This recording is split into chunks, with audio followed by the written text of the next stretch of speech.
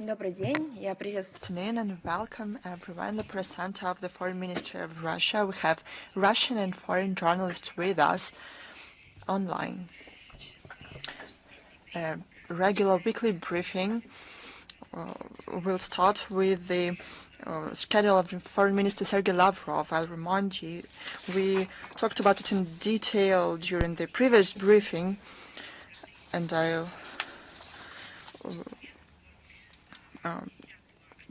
I'll tell you more about this schedule. On July 10th and 11th in Kuala Lumpur, Foreign Minister Sergei Lavrov will participate in regular meetings of the foreign ministries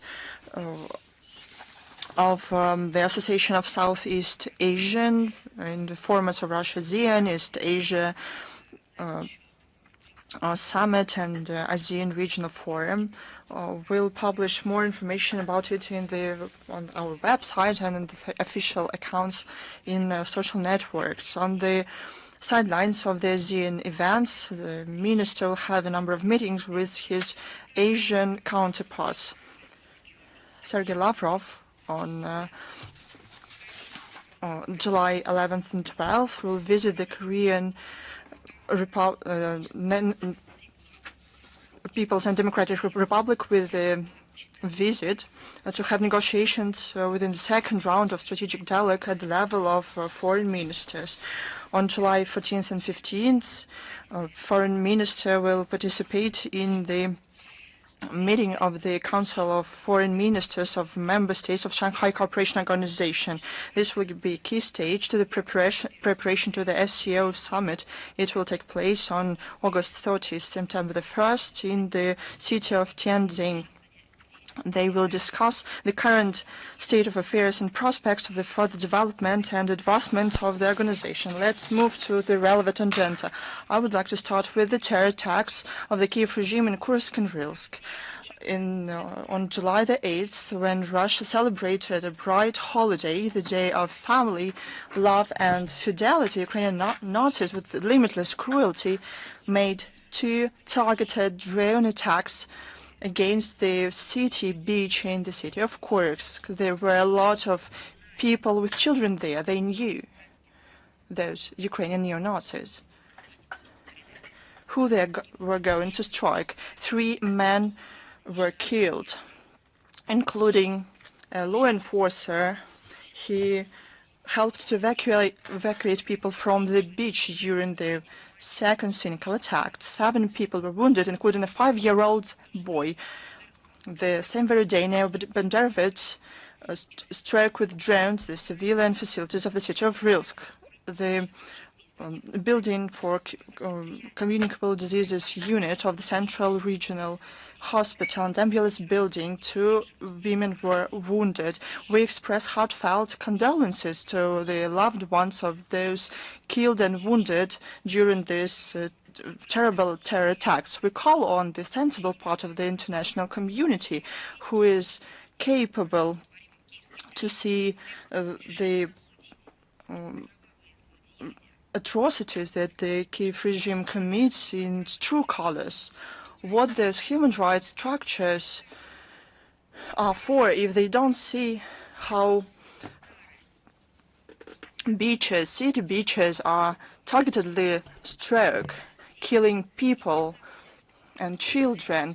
The Western sponsors who supply Kiev with armaments must understand that they are directly responsible for terror against the Russian children, the elderly, women of our country, against the civilians. They are accomplices to the military crimes of the Zelensky regime. Now about the situation in Ukraine in general. Pushed by our forces on all the fronts, the Kiev regime, unable to do anything in the far front, the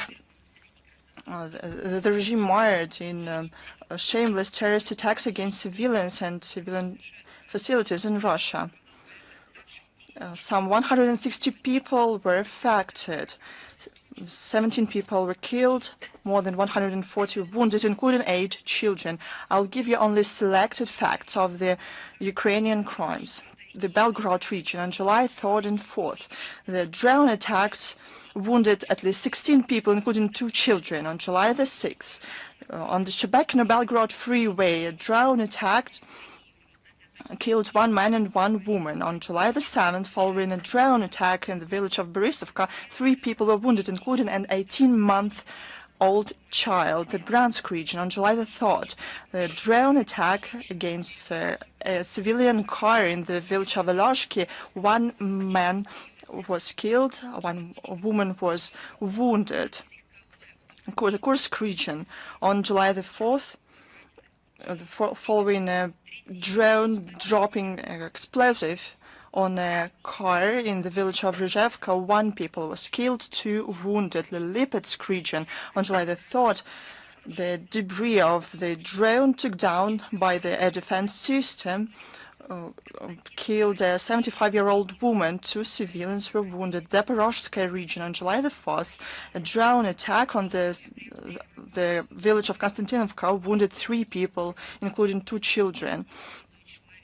On July the 7th, following the shelling in the city of Vasilievka, a 19-year-old young man was killed. At least 6 people wounded. The Kherson region, on July the 4th, the Ukrainian Nazis attacked with a drone the central regional hospital in the city of Velozhki, destroying it. On July the 6th, they barbarically shelled against the building of the city hospital in the city of Novaya Kakhovka.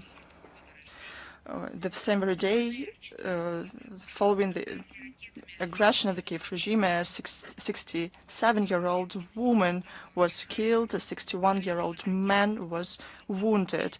The Donetsk People's Republic, on July the 4th, Ukrainian Nazis struck with the HIMARS MLRS against Donetsk, killing 4 people and wounding 4 more people. The Lugansk People's Republic, following the terror attack organized by the Kiev Special Services on July the 3rd, the former mayor of the city, Manolis Pilavov, was killed. He was the mayor in 2014-2023. 3 people were wounded. In Moscow region, on July the 4th, the debris of the drones, Ukrainian drones, 2 people were wounded in the Sergeyev Posad region, the Rostov region. On July the 4th at night, in the village of Dolotinka, following a drone falling on a house, 1 elderly woman was killed. The Russian courts continue to give sentences to Ukrainian neo-Nazis and mercenaries. Ukrainian militants received long sentences. Evgeny Kalashnik, 16 years, Vladimir Gorbatko, 16 years, Sergei Kopchuk, 16 years, Alexander Prokopenko, 16 years, Vladimir Popovich, 16 years, Andrei Milentiev, 15 years, Nikolai Tesla, 15 years, Georgy Mikusha, 15 years, Sergei Smolko, 13 years, 14 years of in prison in the absentia were given to Georgian mercenaries Georgy Gogoladze, Gele Radze, as well as the militant with dual Switzerland, Israel citizenship, Matola Avidoran. They are wanted internationally. The investigative committee of Russia established that on January 24th, 2024, the Russian plane was taken down with the crew, Russian officers accompanying 65 Ukrainian POWs. Those giving orders are wanted internationally. The decision of Washington to suspend military supplies to Ukraine during the reviews of Pentagon depots made the Kiev regime and its European sponsors seriously worry. The foreign minister Sibiga said that the presidential office of Ukraine is prepared to rent air defense systems in Europe.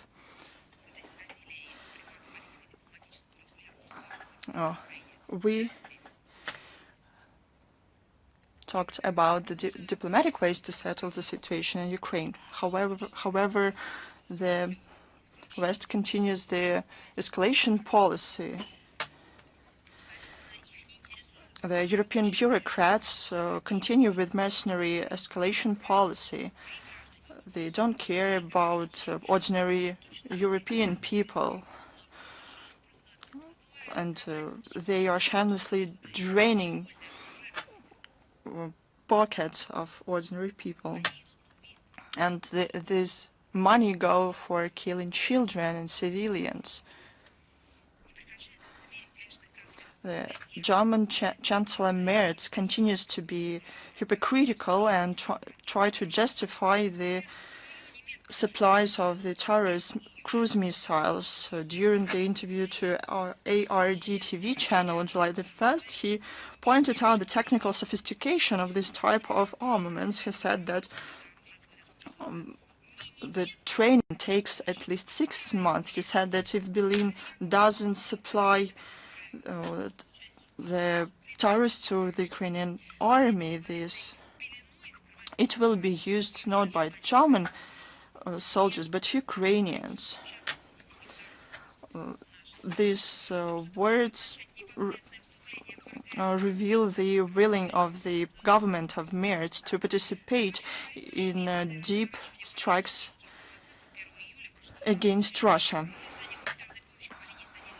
The government in Sweden, to build up support to the Kiev neo-Nazis, decided to significantly cut down the humanitarian aid to the facilitation of international development to the poorest countries in the world. They told how democracy should be built so that people don't suffer. They're talking about human rights everywhere, but all that ceased in a second. They don't care about human rights. They don't care about people, especially those in need. They promised this aid. Those people expected this aid. So even this year, this ostensibly will help Stockholm to save some $177 million. As a result, the aid to the Kiev regime will reach $957 million in 2020-2025. Yet again, we would be able to understand that if they help those in need in Ukraine at the expense of those in need in Asia. So they help to build the country and to be fed. But this $1 billion will be used to kill as many people in Ukraine as possible. That's how they respect human rights. Reasons for such a generosity at the expense of those in need is cynical. They said that because the U.S. expanded the financing of the developing countries, Sweden won't be able to rectify the situation alone that is already quite difficult. Ukraine remains a priority of the Swedish policy. In other words, Stockholm cares more about corrupt neo-Nazis in Ukraine than those poorest countries exploited by the West. However, overseas, they believe less and less in the success of the Ukrainian project. According to the Bloomberg, the American BlackRock Invest company at the beginning of the year stopped looking for investors for investments into the Ukrainian Fund of Development. They plan to announce it during the conference on the restoration of Ukraine in Rome on July 10th and 11th. They want to rebuild Ukraine, but at the same time they want to give more money for lethal weapons that destroy and kill this country. The reason that they cited is the lack of interest amid the growing uncertainty about the future of the country. Earlier, they announced to attract some $500 million from the country's international development banks and other sponsors, as well as $2 billion from private investors. But we see that Americans who can evaluate investment risks decided to change their plans and not to invest into this pointless cost. It's not like we don't want to see Ukraine a prosperous, sustainable country. We not only want it, it is necessary for us, but we are well aware and understand that the militarization that is announced in the West is aimed not at building a stable, prosperous country in Ukraine, but to use it as a tool. As Foreign Minister of France recently said, Ukrainians ensure the Western, or probably only French, security. But I'll remind you, no one threatened them. Now about what is going on in the religious rights in Ukraine. On July the 2nd, Zelensky signed a decree to strip primate of the canonic Ukrainian Orthodox Church Metropolitan Onufry of his Ukrainian citizenship. And Zelensky is a person who declared the decommunization of the Ukrainian space. It turns out that the worst of the communist practices, the stripping people of rights to religious rights, to religion, to ideology and understanding of the world, takes place. It's the worst practice. Under the communist authorities, there were different things. Something was good, something was bad. But while Zelensky declared the decommunization in Ukraine and implement the worst practices, the pretext is the charges of the Ukrainian security service that he ostensibly, quote, continue to support the policy of the Russian Orthodox Church and its leadership and consciously counter the independence of the canonical Ukrainian Church from Moscow Patriarchate. He said that there's no room for people who oppose the Ukrainian independence in all its dimensions, including the spiritual independence in Ukraine. Then we should get rid of the Westerners there. It was them who made coup d'etats in Ukraine. They bribed Ukrainian officials. The West managed the Kiev regime, leaving people in Ukraine without democratic rights or freedoms. Zelensky and his clique of anti-church inquisitors, this community, so to say, they violate the religious freedoms in Ukraine. They strip Ukraine of the spiritual independence. They came up with this term as well to destroy this major religion in Ukraine with a shameful silence from the relevant international structures and majority of Western advocates of human rights. They resorted to another act of impunity to behead the Ukrainian Orthodox Church. They understand that it could be dangerous. On July the 2nd, the Verkhovna Rada of Ukraine terminated the contract with the Ombudsman on protection of the state language Taras Kremen. He said that he was willing to fulfill his duties, but he became such a notorious figure even for the modern Ukraine that the MPs of Ukraine dismissed him. Over the 5 years that he worked on this post, he gained a reputation of an ardent opponent of the Russian language. He supported the ban of speaking Russian during the breaks at schools, supported the cancellation of the studying of the Russian language, called on to get rid of the Russian titles of the populated areas in the countries, and he said, I quote, Ukraine is only for Ukrainians. By and large, he promoted openly neo-Nazi mottos. The number of school children who studied Russian went down by almost 600 times, from 455,000 to 768 people. The parents understand what this means. This means repressions. He is proud of complaints and reports on the violation of the language legislation. According to him, since the beginning of 2025, more than 1,000 complaints were filed. It's something like a fairy tale, but it is the modern Ukraine.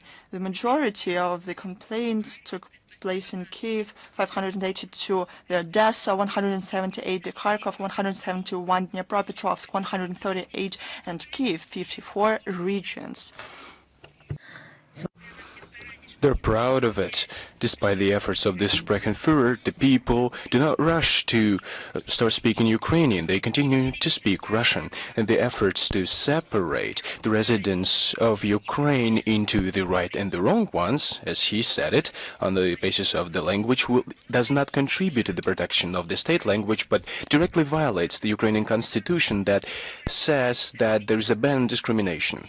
And it guarantees the protection of the Russian language that they have not annulled it yet. It just splits this society, encourages people to spy and to inform on each other, to hate each other. The media says that this inquisitor will be supplanted by actor and film producer Mr. Zavarsky, who was against forceful Ukrainization of the country. He said that one should not impose the language, one should create motivation to learn the language. Well, he sounds like a decent, adequate person, but do not be deceived. In the political establishment, it is often the case when the person does not hold an official post, but then when he comes to this post, he starts voicing non-sound judgments. Remember, when Zelensky was running for the president, he was also saying that one should keep one should not care about the Russian language, let people speak it, but then he promised to revise the language legislation.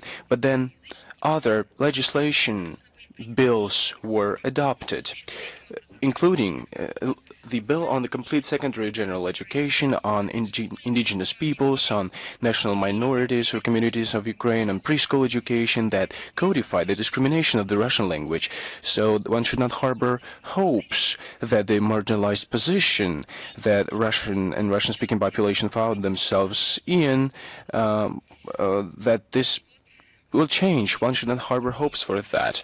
Now, on the alliance, or as they call it, unity, solidarity. On July 2nd, Polish President Andrzej Duda, that is going to leave the office, signed a law that designates July 11th the Day of Memory of the Poles. dedicated to victims of genocide by Organization of Ukrainian Nationalists and Ukrainian Insurgent Army. Let me remind you that these structures have been designated as extremist ones, and they are prohibited in the Russian Federation. We're talking about the crimes against Poles during the Second Polish Republic. Kiev rushed to call this step as a stab in the back. But they refused to acknowledge the evidence. Not everyone is ready to put up with the Ukrainian nationalism that is on the rise. In vain, well, the consequences for the junta can be way worse. Warsaw is decisive and ready to block the participation of Ukraine in NATO and the European Union before Bankova can settle this sensitive issue of the massacres of the Poles in Volhynia. The elected president, Karol Nawrocki, has made it clear. Amid this, it is symbolic that we saw media reports on July 2nd about neutralization of a gang of Ukrainians that abducted illegal immigrants and extorted money under threats of murder and organ trafficking. Well, it seems like Poles would not want to wait until they become victims of Ukrainians that they themselves cultivated. We saw a significant decrease of Poles that want to see Ukraine in the European Union. June survey counted them at 35%, and 2 years ago it was 85%. Well, see, this is almost a 2.5-fold increase. So less and decrease. And so less and less people want to see Ukraine in European structures. Azov Brigade has been designated terroristic, and is banned. The neo-Nazi ideology and propaganda of total militarization has been propagated. So Germany has been paid attention to that. Concern has been voiced on July 5th by German media Junge Welt. It is noted that Ukraine does not have any fields or sectors that are free from influence of Azov. Well, neo-Nazis conduct military feasts and concerts in the children's camp Azovets. They educate children to handle guns, and their youth organization Centuria instills minors with the mentality, with the emphasis on learning nationalist movement of Ukraine's. Know all about it. We see overwhelming presence of Azov insignia in the metro stations of Kiev as well, when toys are bought. Remember, Alexander Alferov is a big fan of Hitler, was put to the post of the head of Ukrainian Institute of National Memory. It is a phenomenal, and I quote it, phenomenal triumph of neo-Nazi movement.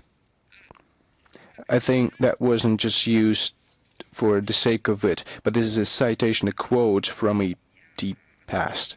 I'd like to add that from time to time we see videos on the net where Banderite oath ceremonies are being given. These are young participants of Ukrainian Hitlerjugend that are taking place in this. The whole West should stand accused of willful neglect of Azov and similar neo-Nazi units within the AFU. They should stand accused of financing the Kiev regime that has completely been filled with this ideology and is propagated this ideology. So who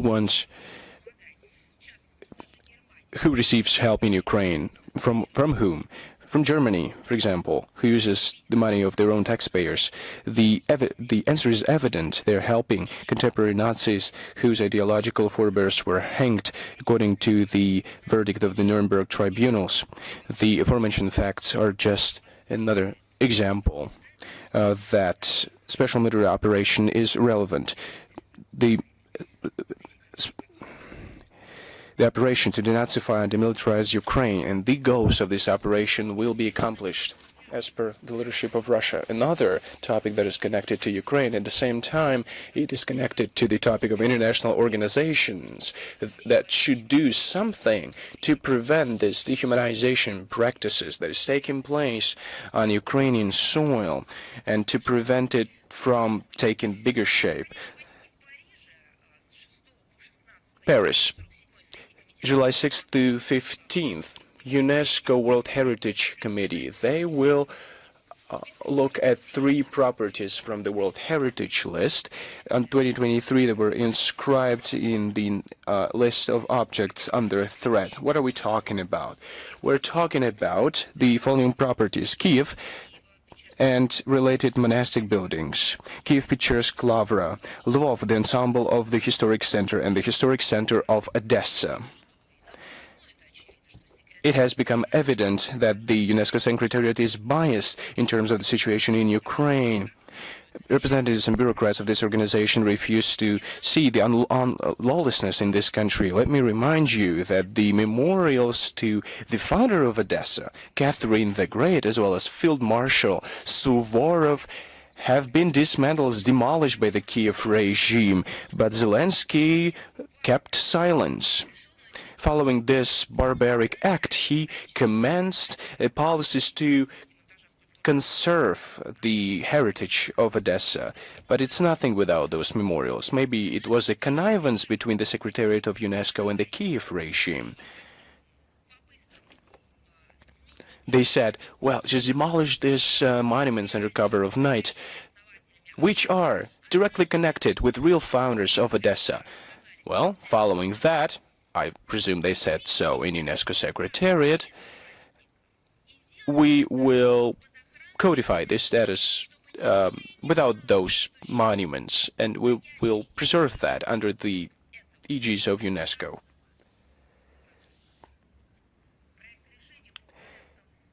Draft decisions on these properties have been published on the official UNESCO web portal. They are framed in a politicized nature. It has nothing to do with culture or history whatsoever. The committee is proposed to voice regret of the full-scale invasion of Russia to Ukraine, as they formulated, and a serious concern with regard to the detriment that was inflicted upon the Cathedral of Sofia during the attack on Kiev on June 10, 2025. Haven't they noticed anything else at the UNESCO Secretariat? Have they noticed that churches that were burned down, the plundered monasteries, have they not noticed persecution of representatives of Ukrainian Orthodox Church in Ukraine? Have they not noticed what they have done to the church and to the monuments of great figures that do not separate between Russia and Ukraine? They declared war on them. Haven't they noticed all of those acts? Such wording runs counter to the practice that has been established in the committee to not cite the sides of the conflicts. Decisions on the countries that are engaged in hostilities are taken as a rule with the wording voices concern with regard to the conflict that is taking place. Because UNESCO is taking a different stance. If you want to talk about the countries, well, they should talk differently. They should should look at how Russia is preserving its cultural and historical properties on our new territories when they truly cherish all languages, of all ethnic groups. One should also look at the situation in Ukraine and compare these two situations where they just beat the Russian language out of Ukrainians. That's where you would need to name the countries, but it has nothing to do with the mandate of the Convention Concerning the Protection of the World Cultural and Natural Heritage of 1972, and exceeds the authorities of the World Heritage Committee of UNESCO as its governing body. It contravenes the provisions of the Declaration of Principles to promote international solidarity and cooperation to preserve world heritage. It was adopted in 1972 during the 23rd session of the UNESCO General Assembly. We're talking about the need to preserve impartiality and to base the decisions of the World Heritage Committee of UNESCO, but the same abbreviation serves in the Russian language for the Club of Funny Guys and Girls. UNESCO, this committee should the decisions of the committee should be based on scientific notions and contribute to respectful dialogue and consensus. But it has all been, but the Secretariat has been stripped of those things. Mr. Rutte, NATO General Secretary. Let's look at recent statements of Mr. Rutte. He has voiced concerns regarding relations between Russia and China. They have stopped any learning and getting real educations. They just have fake documents and they're building their careers on Russophobia. But Rutte should know that neither Russia nor China is a part of his mandate. We're not part of this alliance. Rutte versus Russia and China, we don't have anything to do with Rutte. But we care for his words, because his words is just another testament that the North Atlantic Treaty Organization, whose secretariat he is heading, continues to conceive of the world as an arena of geopolitical confrontations to maintain its slipping global dominance of the collective West. Multipolarity, alternative centers, and mainstream centers of power and development, equitable and mutually respectful relations between states, all these things just lack in the mentality of contemporary NATO representatives. As far as the military cooperation between Moscow and Beijing goes, I'd like to dwell on this in detail. It is a truly important component of the Russian-Chinese comprehensive partnership and strategic cooperation in this new era. It contributes to ensuring security of our countries and to maintaining stability in key regions of the planet. When NATO representatives are talking about this so-called security that they should implement also through or via Ukraine, using Ukraine. But who was threatening you? Can you cite at least one document that was saying that somebody was threatening NATO? There are no statements like that. But when we are talking with the Chinese about our own security, we're talking about this knowing what we're talking about. We know the history. Because history shows that we have always been under attack. But we are using NATO documents, and our countries are cited there as potential adversaries of NATO. So I'd like to note the following. Our cooperation with China is implemented in strict compliance with the international law. It's absolutely transparent. It does not have a hidden agenda. It doesn't have anything to do with block and confrontation nature. It is not aimed against any third countries. We have close cooperation between the armed forces of Russia and China. It is based on deep trust. It has a special nature and unprecedentedly high level of interstate relations. It is not a union, but it exceeds the traditional nature of traditional alliance during the Cold War. That's why the notions of Secretary General Rutte that PRC's President Xi Jinping should or would call Russian President Vladimir Putin before attacking Taiwan, provokes our profound bewilderment and justified indignation. And of course, we are, wondering whether Mark Rutte is mentally healthy. Of course, we have concerns because of the mental state of General Secretary of NATO. What are we talking about? What kind of an attack if Taiwan is an integral part of China? Is that only our principal position? Not at all. This is our fundamental, unwavering position. As far as I know, all NATO countries recognize this fact. At the same time, they speculate on the admissibility of such manipulations. Verbal, linguistic, or mental manipulations. You name it.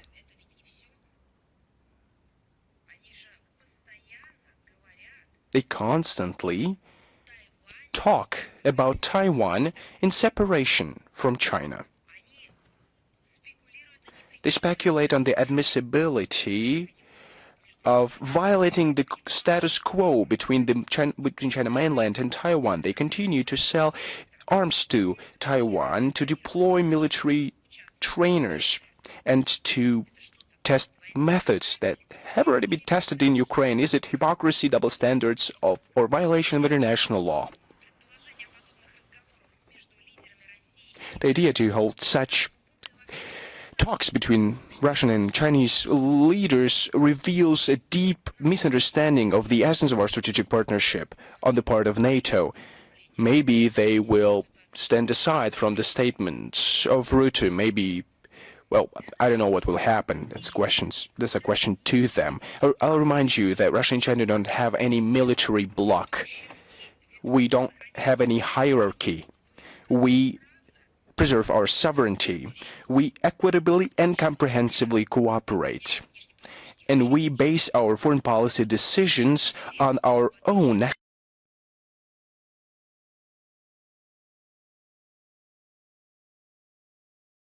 Nobody has any vote there on, general issues. Neither do they have any vote on issues that are so important for them.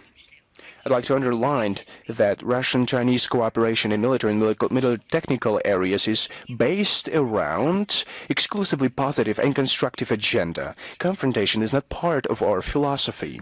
Brussels continues to convince itself that Russia is a threat and China is a... Это там фобии, у нас конструктив.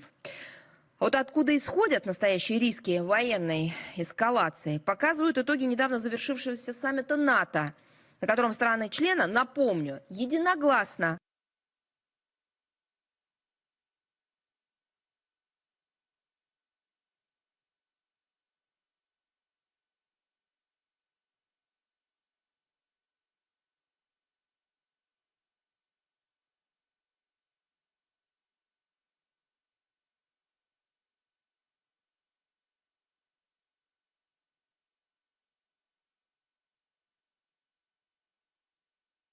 утвердили навязанное Вашингтоном решение поднять уровень военных расходов с нынешних 2% ВВП до 5% их ВВП. При этом уже сейчас их совокупные траты на оборону составляют почти $1,5 триллиона. Это, просто напомню, больше половины всех мировых расходов на эти нужды. Рюте, как известно, внес существенный вклад в продавливание этого обязательства среди европейцев, чтобы порадовать того, кого он назвал папочкой. Откуда будут браться эти средства?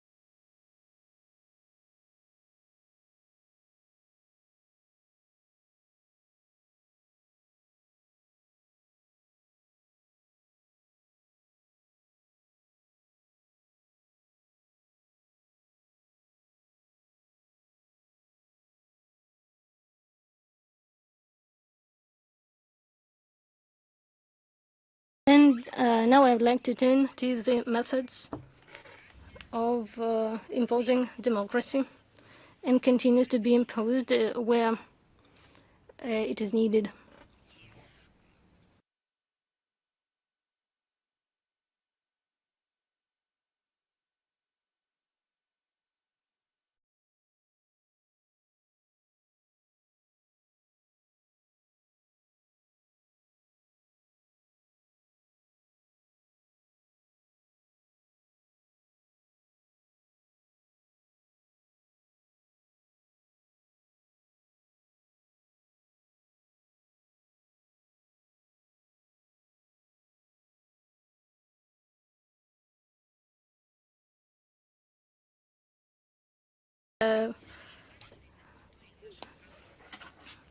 Of the Russian Federation finally got a solution on the Yale University issue. This is not because this is not a desirable institution, but because it's a hostile one acting against our country. The name of the School of International Relations on the door is hiding the idea of not preparing the global leaders, but professional. Среди выпускников наши любимые персонажи из так называемого фонда борьбы с коррупцией. Помните, да, он признан экстремистским и запрещен в Российской Федерации. Те самые, кто с таким усердием применял полученные в Еле знания для организации хорошо оплачиваемой протестной активности в России, просто звериными методами действуя. Не могу не сказать и о том, что это так называемый гуманитарный университет активно участвует в юридическом обосновании грабежа. Пытается, как они говорят, законно, а мы, конечно, понимаем, что незаконно, украсть российские активы, замороженные, как они формулируют, а на самом деле заблокированные Западом, чтобы потом переправить их на финансирование киевского террористического режима.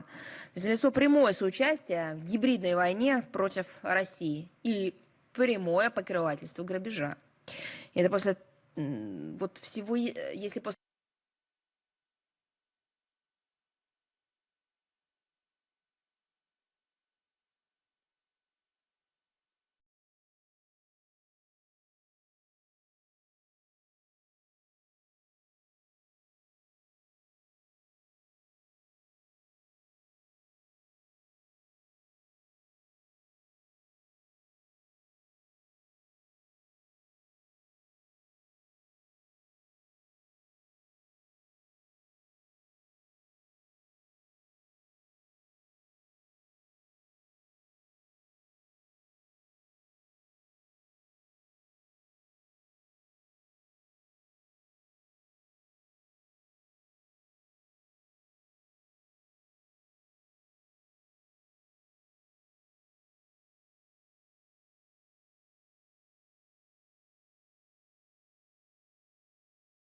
education as having dangerous results. The entry to the West is very difficult, if possible at all. And unlike this situation, Sweden colleagues can easily visit Russia, interview authorities, and show different events in our country, including large-scale events devoted to the 80th anniversary of the Great Patriotic War victory. Some Sweden journalists spread fake information that was ordered by the authorities on the increasing of nationalism and militarism in our country. Militarism, the term militarism, they use openly in NATO structures. They say that they should militarize their own economy, but this is for Sweden. Sweden is not worried about that. Sweden is worried about our country, and Sweden is trying to destroy relations with Russia. Interestingly, in the democratic country of Sweden, starting with September, the schools obliged the total defense subject in the education process, and will show them the will teach them information on NATO, and devoted some pages of the history books to the NATO history of Sweden. Interestingly, the collaboration part will it be noted in some museum in Sweden.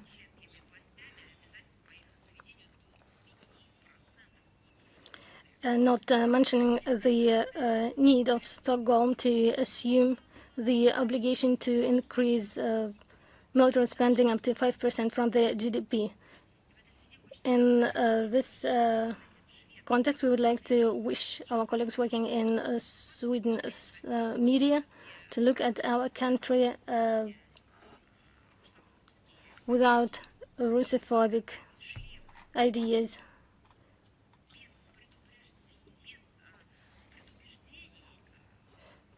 To have an objective view on our country and not promote fake information.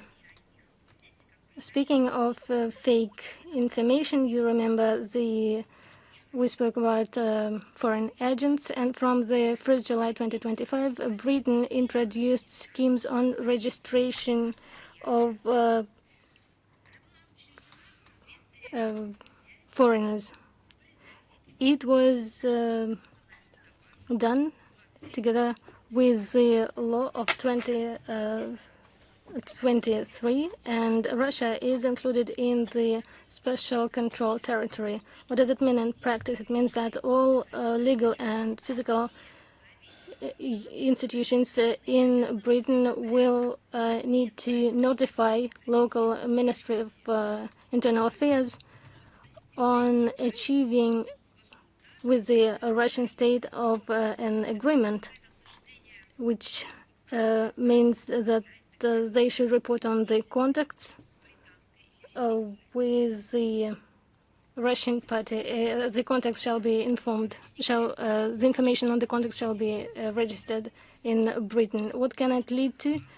Take into account the humanitarian, the liberal ideas of Britain. You should think that they will give a fine or something else, but no, they will go further, and it will be punished with the sentence, with the criminal court. The taking decision on criminalization of the activity as an activity within the certain mechanism, it will be considered by the British Special Services, and any cooperation with the representatives of Russia, with British citizens, organizations, or Russian citizens, or those who live in Russia, is an area of risk for British people. We are not talking about the political activity only, we are talking about any activity starting with the cultural and humanitarian projects and finishing with the protocols, sport, educational activities. Once again, I would like to draw your attention to the fact that the legal basis is not clear on this case. Nobody knows what are the consequences. Everything depends on how these contacts will be interpreted by the local British law enforcement agencies. And this, as you know, the interpretation opens unlimited field for different types of violations. The idea supported by London of the Russian threat, even before the special military operation, the British people started spinning Russian hysteria, regularly introducing Russophobic provocations in the media space, like Skripal case, covering this with the preservation of the national security, and by this they actually control their own population in Britain. The authorities of Great Britain show Russia as an enemy in Britain to find justification of the hybrid aggression against our country for further filling Ukraine with weapons for attacks through their proxies and under foreign flags, trying to destabilize political situation and undermine civil order, and to inflict defeat on Russia. And they do this to resolve their own tasks, trying to explain their internal problems and their own errors by vicious actions of Moscow. The state of Britain is the state where the authorities have unlimited resources to control foreign and their own citizens, and they have a possibility to suppress rights and liberties of all people in an unlimited way. And the announcements of British authorities criticizing Russia and other states outside the golden million. You remember that these countries, especially our country and other countries, this law was introduced in response to a similar one that was in effect in other countries and worked against our citizens. But it is our countries, our people, our authorities who develop reciprocal measures as a response were criticized. Now Britain wants to stay silent, unlike British laws. Russian laws demand to declare political activity in the interest of the Western states.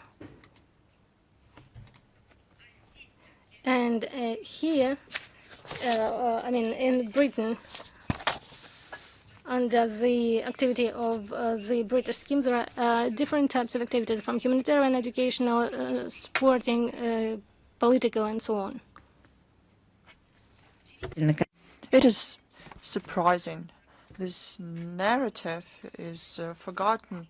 Use this again and apply it to yourself. The nature of these new mechanisms show that the fears of the current British authorities, who are afraid of their own population and not even of Russia, it cannot be qualified otherwise but the violation of the human rights commitments of London. This will lead to total control over the actions of people in Great Britain and to limitless impunity. As to the influence of this decision to the Russia-British relations, what is remained of it, this is another discriminatory barrier that confirms the aspiration of London to do everything possible to prevent normalization of relations with our country, given that the operation of the scheme will concern our compatriots living in Great Britain. This scheme also resembles Matrix, given the fact that its activities will concern the Russian compatriots living in Great Britain. The Russian embassy in London published commentaries calling on to be cautious in cases that can be subject, can fall under this mechanism. On July the 1st, Denmark started its presidency in the Council of Europe under the motto "Strong Europe in the Changing World." There's an open conflict in Europe. It's a wound that cannot be healed, and it's only getting worse. It's bleeding out, and the Westerners and NATO members put more viruses and bacteria into this wound, but they want to make Europe stronger. They would like do it through total militarization. It's disastrous for European countries. This Ukrainian conflict is an existential meaning for them. This conflict should be settled, but they launched it. They shouldn't put more money and weapons to it. It begs the question. We have a map, the globe. Does anyone in Denmark can see that without Russia, Europe isn't considered to be Europe? How can they counter Russia if Russia is a part of the European continent? It means that they would like to oppose the European continent, but they cannot recognize that. The pretense for this policy is the unavoidable, as they say, Russian threat used by the Danish authorities and other EU political elites to distract attention of their public from growing social and economic problem. Subjugating of the dissenters. The expedited militarization will take place to the detriment of the European citizens. The consequences will be felt in the future, among the future generations, and it will mean that Western Europe lost their autonomy in the matter, and the EU is a part of NATO. And I'll remind you that the EU probably is a part of NATO, but NATO is managed by the Americans. It is the presidency will build up the aid to the neo-Nazi regime of Zelensky. It demonstrates lack of interest in peaceful political and diplomatic settlement of the Ukrainian conflict through removing its root causes. It provokes escalation of the conflict. They provoke the more victims and destruction, new military crimes against civilians and civil infrastructure. This alarmist military narrative, manipulation with the fear among the European population, and confrontation with Russia don't strengthen security in Europe. They only lead to more dividing lines on the continent. Security of Europe cannot be ensured without Russia. By a map to someone in Copenhagen attempts to circumvent Russia and to oppose our interests are futile. By the way, they have their own experts. They are crying out inside the EU, NATO space and try to draw attention not only to their own problems, but to the fact that they are expediting in this conflicts that they launched in Norway. It is not far from Denmark. A book of journalist Alf Jacobsen was published. It's called invisible energy war, from the killing of Kennedy to subversions on the Nord Streams.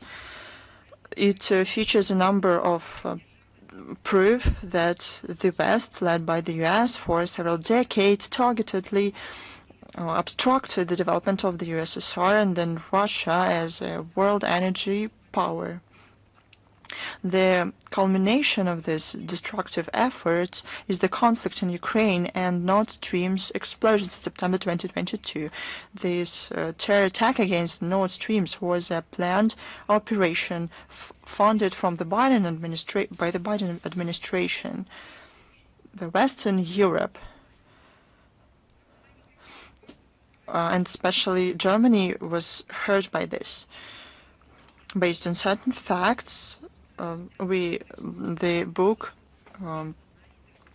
writes about the involvement of Norway into the subversions, and Russian oil and gas, I quote, played a decisive role in European well-being, end of quote. However, they are not grateful. Beneficial cooperation with Russia that has always supported and has always been a reliable supplier of energy to Europe fell victim to the ambitions of the politicians, simply because someone had political ambitions or some received bribes to organize this policy.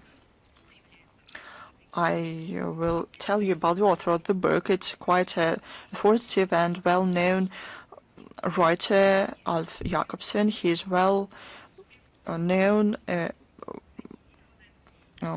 because of his books about World War II. His books were published in Norwegian and English. I know that there will be Russian and Chinese translation available soon. The Western, if you would like to learn the opinion of people from the Western Europe, you can read this book. Now to one more fact of rewriting history. In May 25th, within the memorial events dedicated to the world, to the 80th anniversary of the victory in the World War II,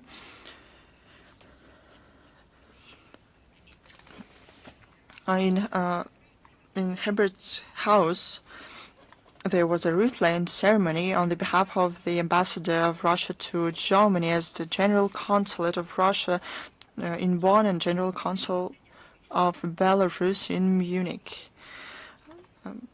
Several hours later, on the order of the management of this memorial complex, the ribbons with the national flags of Russia and Belarus were taken down. The prosecutor's office in Munich ruled that it was not a crime. But who can agree with this?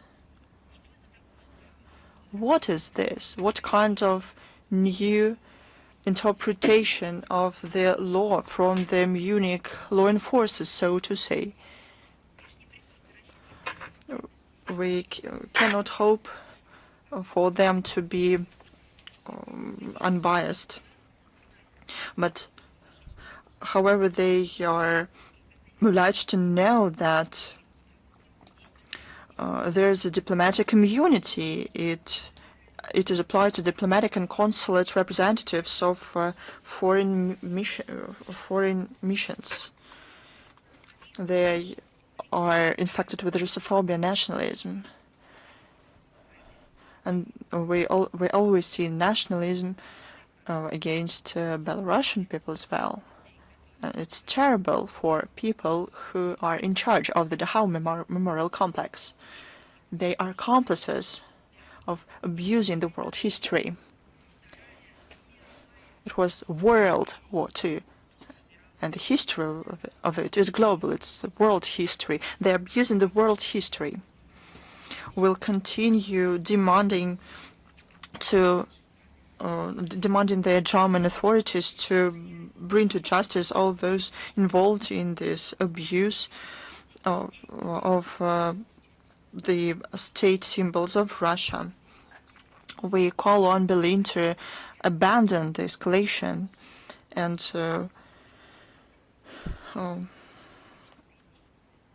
such a policy.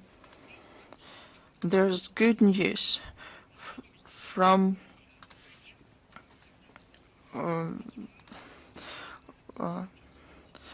July 6 to 12. There's a anniversary international car ride between the cities of military glory of Russia and the Republic of Belarus. This event brings together of caring people in the Rostov region. The participants will visit the memorial complexes in Moscow, Rostov-on-Don, Tula, Kaluga, Smolensk, Vitebsk, Brest, Minsk, and other cities. Special attention will be given to the exhibition Diplomacy for the Sake of Peace.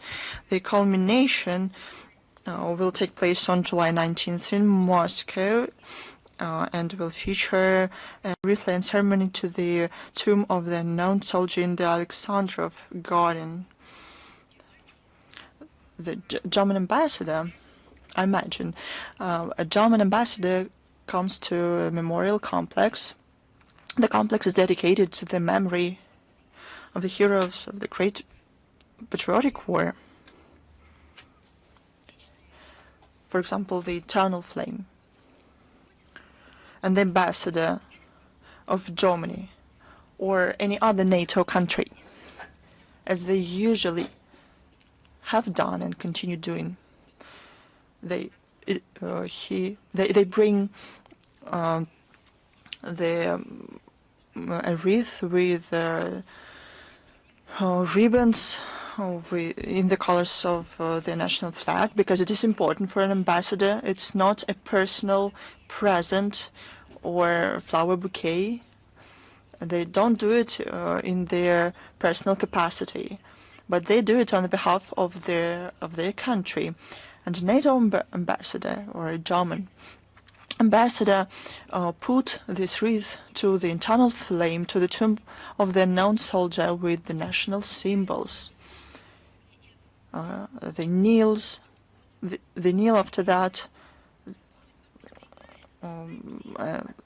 and they leave, and somebody come and take down the ribbons or other symbols.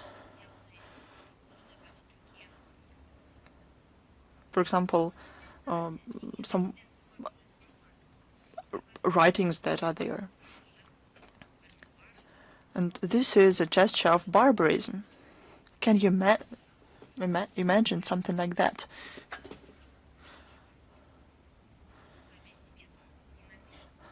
So why don't you write about it in the German media? About how symbols of Russia and Belarus were taken down. These countries suffered huge losses in that war, and diplomatic representatives commemorated those victims. Why don't you write about it? Why don't you call on your compatriots at all levels to stop this frenzy that, first of all, will hit you and hurt you, but it will be too late. We continue following the international chess tournament. The first and second rounds were mentioned during our briefings of December 18th, 2024 and February 27th, 2025. On July 10th through 13th, Moscow will see the super final of this competition. This event will finalize a number of selective stages that took place from December 2024 to until June 2025. it will bring together more than 200 participants. This platform will unite the best young chess players from Russia and winners of the selective stages from countries of SCO and BRICS.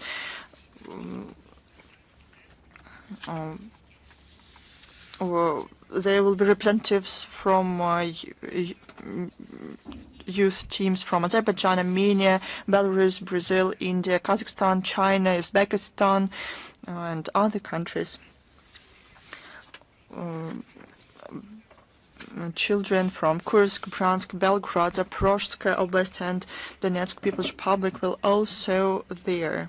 The ceremonies of inauguration and awarding ceremony of the winners will be participated by the representatives of the Council of Federation and the State Duma of the Federal Assembly of the Russian Federation and a number of federal ministries. This tournament will be broadcast online and all the links will be available in the text of today's briefing. We invite chess players and media representatives to participate in this event. On July 12th, we celebrate the 65th anniversary of one of the leading camps in Russia, the All Russia Child Center Orleanik. It was opened in 1960 on the shore of the Black Sea in the Krasnodar region. It became a forgery of talents, the place where the stars of future scientists, artists, athletes, and diplomats start their careers. The children who go there learn the most important things: the love for the motherland, mutual respect, friendship without borders. In 2025, the camp was given the status the UNESCO associated school. This defines the humanitarian and cultural function of the programs implemented in the center. But this is not it. It has unique educational programs. They hold festivals, sporting and cultural events. It maintains ties with other countries based on mutual respect, despite the unprecedented pressure on Russia from other countries. It is open for everyone. There is no unwillingness to interact with children only because of the country of origin. It has never been like this and never will be. The camp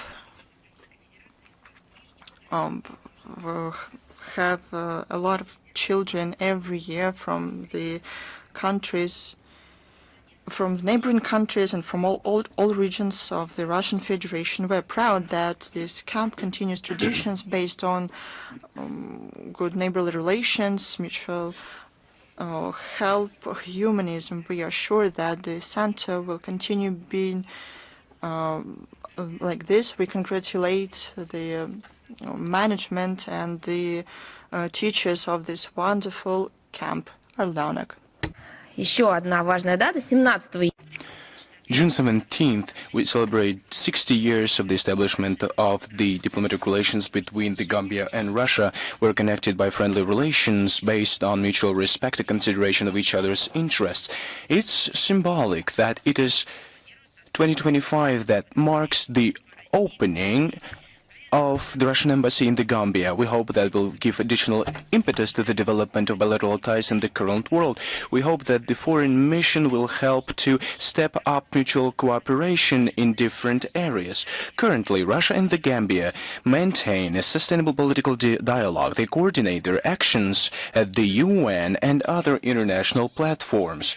Last year, let me remind you, a working visit was effected by Gambian foreign minister to Russia. Steps are being taken to expand bilateral cooperation in trade, economic and investment areas. And the Russian economic operators are aided in entering the Gambian market. The cooperation in personnel training is also rising. The quota allocated by the Russian state to the Gambia was increased until 15 places. We are convinced that by joint efforts we can ensure further progressive development of the whole complex of mutually beneficial Russian-Gambian ties to the benefit of both countries to ensure peace, security and stability on the African continent. Do we have International Life with us? Yes, Madam Zakharova, good afternoon. How can you comment on Ukrainian activities to leave the Ottawa Convention on anti-personnel mines ban, taken into account especially that according to this treaty, the country party to the convention cannot leave the convention while it's still part of the conflict? Let me remind you that Russia is not part of this convention, just for you to understand. In accordance with the convention on the prohibition of the use, stockpiling, production and transfer of anti-personnel mines and on their destruction for the state that is party to this conflict and is engaged in an armed conflict, the decision on abandoning the convention only enters into force following the end of the aforementioned armed conflict. We believe that this provision can completely be applied to the process of abandoning the Ottawa Treaty. At the same time, the obligations under the conventions have not been followed by Kiev before the decision. According to the requirements, Ukraine had to, as early as 2010, destroy all its reserves of anti-personnel mines with exclusion of minimal quantity that is required to elaborate methods of revealing mines and train specialists, but Ukraine did not do so. The Kiev regime is using anti-personnel mines against civilians, and it has been recorded by Russian law enforcement agencies, and we're informing you on that. But the aforementioned violations of the Ottawa Treaty have not been properly assessed on the part of the convention parties, including during its 5th review conference that took part in Cambodia in November last year in Siem Reap. Some countries have been encouraged the Kiev regime to do that. Ukraine has not been adhering to its obligations under the convention. It only reaffirms our assessments of the weakness and reliability of its regime. The convention does not have any leverage to impact countries that evade compliance with its provisions. The decision of Kiev to abandon the convention followed similar steps taken by Poland, Finland, Estonia, Latvia, Lithuania goes in line with the policies of the collective West and its satellites to revise and undermine international legal system in arms control area, in disarmament and non-proliferation. They are even more loud about their own security, but they're requiring others to follow the line of international legal requirements. They make up non-existent accusations. But look at them. They just follow their own judgment and they base that on their own wishes. It's more than that. They make up myths and propagate fakes, and the consequences will escalate the situation on the European continent even further. And Brussels cares so much about that, but only in words, not in deed. It will further degrade the situation in regional and global security. Thank you very much. Do we have Russia Today with us? Good afternoon, Madam Zakharova.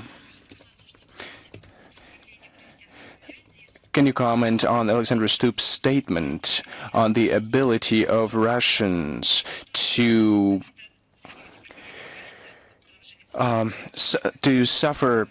sustain injuries and pain?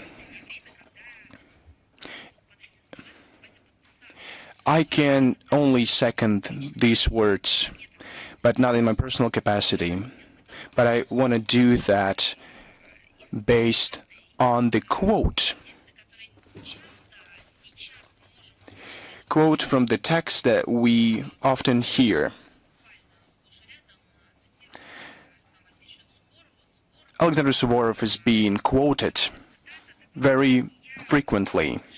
Here's a quote that I'd like to give you, in full. Not a concise version, not one sentence, but I'd like to give you the whole quote that reflects his philosophy. It's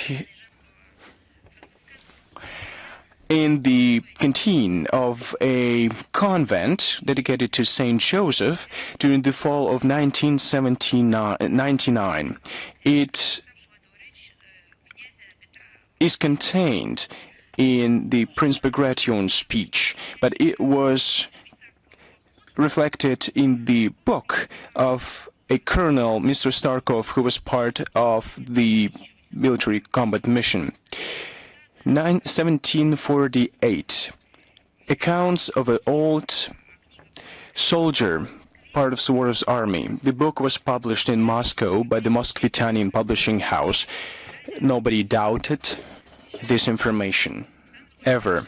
Alexander Suvorov said the following, and I directly quote him, on the basis of Bagration's notes. To go back is a shame. That would mean to retrieve. Russians and I have never retreated.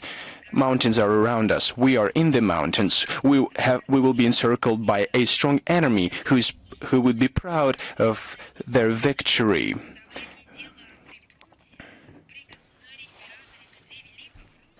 Peter, even as early as Peter the Great was in power, the Russian troops were never in that dire position as we are now. We have always emerged victorious, and the glory of Russia has been shining for over 80 years, represented by its banners. And this glory was everywhere, from the east to the west, and the enemy was afraid of Russia, and the protection was given to Russia by its allies. But Peter the Great was one of the greatest czars who ever lived.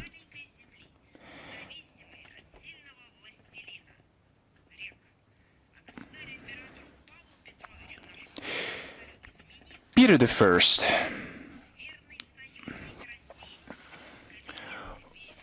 was wronged by Austria. The governor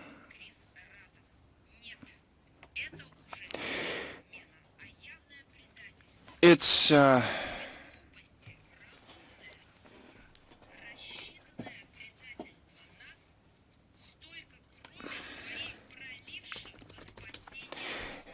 a betrayal. They have shed a lot of blood. We cannot expect any help from anyone. We only have hope for God and for our great bravery and for self-serving attitude of our troops led by you. Only this is what we have. We are on the brink of a precipice. We are Russians and God is with us.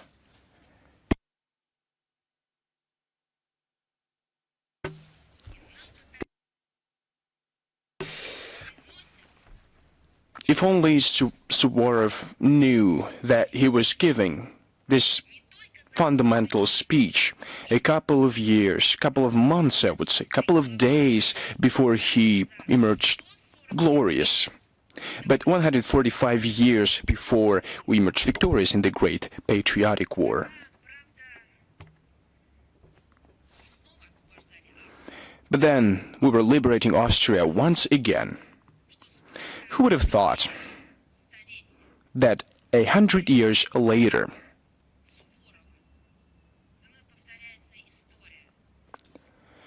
the history repeats itself? We see again an act of betrayal on the part of those who we had liberated, given our lives for their liberation.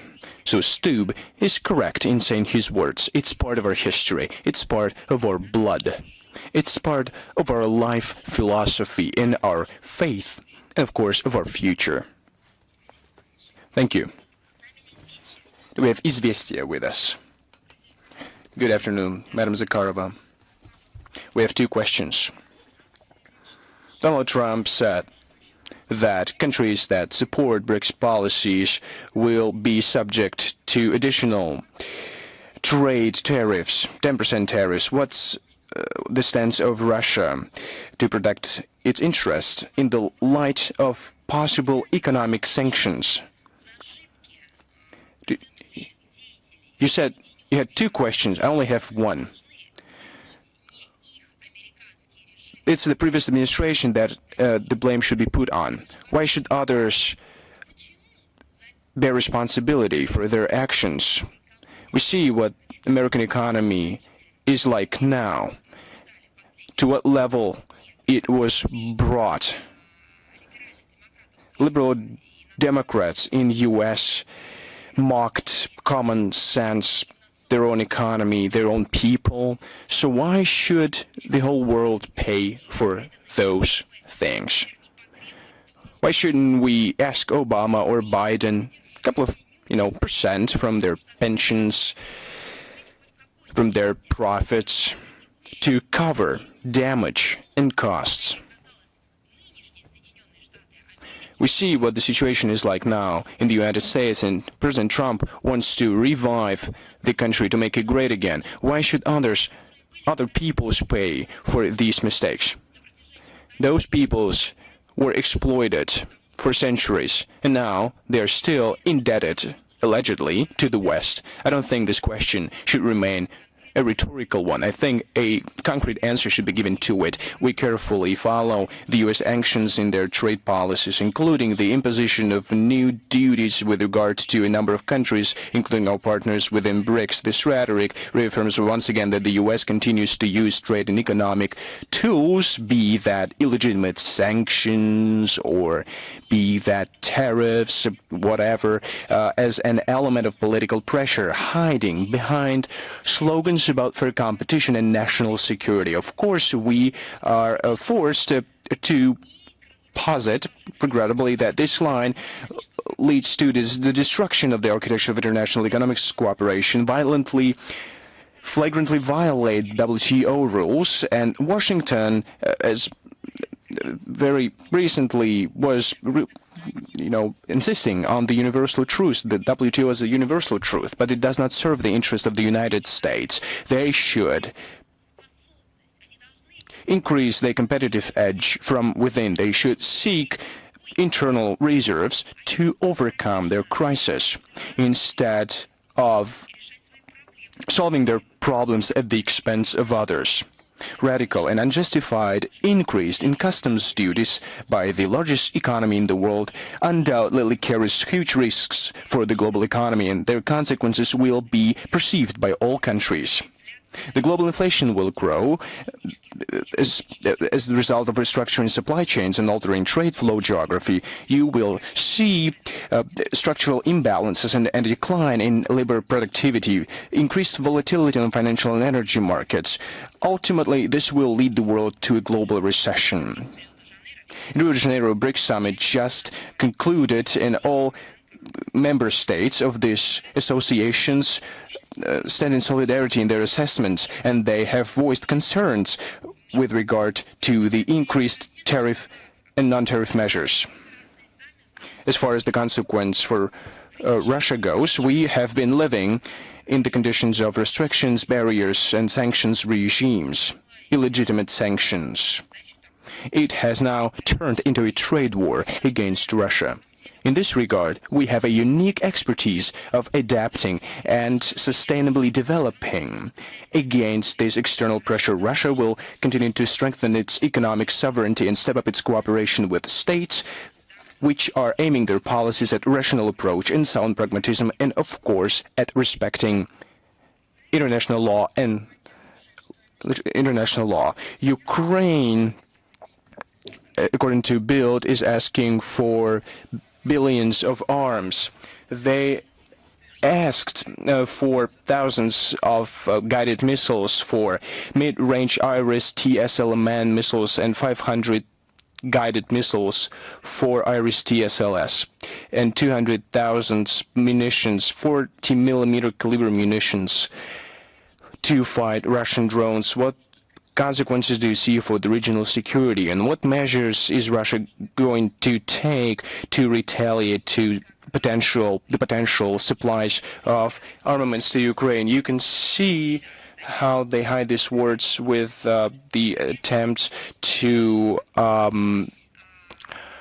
protect the Ukrainian sovereignty, although they have trampled it themselves. By using these measures, they're destroying Ukrainians and killing Ukrainians and the country. It will not be influencing any goals of the special military operation. It will only strengthen our goals to demilitarize and denazify Ukraine. But you know, in this context, there is another reason for a surprise. The current military and political situation in Europe, and we have repeatedly told about it, resembles resurgent revanchism of Kaiser and then later Hitler's Germany. That ultimately led to 2 world wars and to detrimental consequences of these wars that affected the European continent and the global state of affairs and balance of powers, and led the world to a lot of bad things. And that was happening beyond Europe. And now the situation is repeating itself. And the circumstances that we all know connected with the financial and material things of German militarism, when European cataclysms contributed to the growth of the economy and shaping of the unipolar global model. This is the model that the West is trying to preserve by all means, creating by the expense of the former Warsaw states and fraternal states. They are still fraternal, but before we were united by one association in the Soviet Union, including Ukraine. Besides their work against our country, and their intents to inflict a strategic defeat on Russia. Each time we speak that they should have a common sense over there to see the results from the actions of destruction of European security by NATO violations, the balance of power which is fragile, and violations of the global security. At the same time, we see how the society and political circles and white population of those countries, they have more and more questions and more demands to preserve their interests in security. And to replace this Russophobic movement and this nationalism and historical problems, we should get a new philosophy. Each time Western Europe, and not only there, where the growth of nationalism, Nazi ideas were growing there, everything finished, and you know the result. I spoke about that today. And we would like to not lead the situation as it was in the past, in history. They should think in advance. Sinqua agency, are you with us?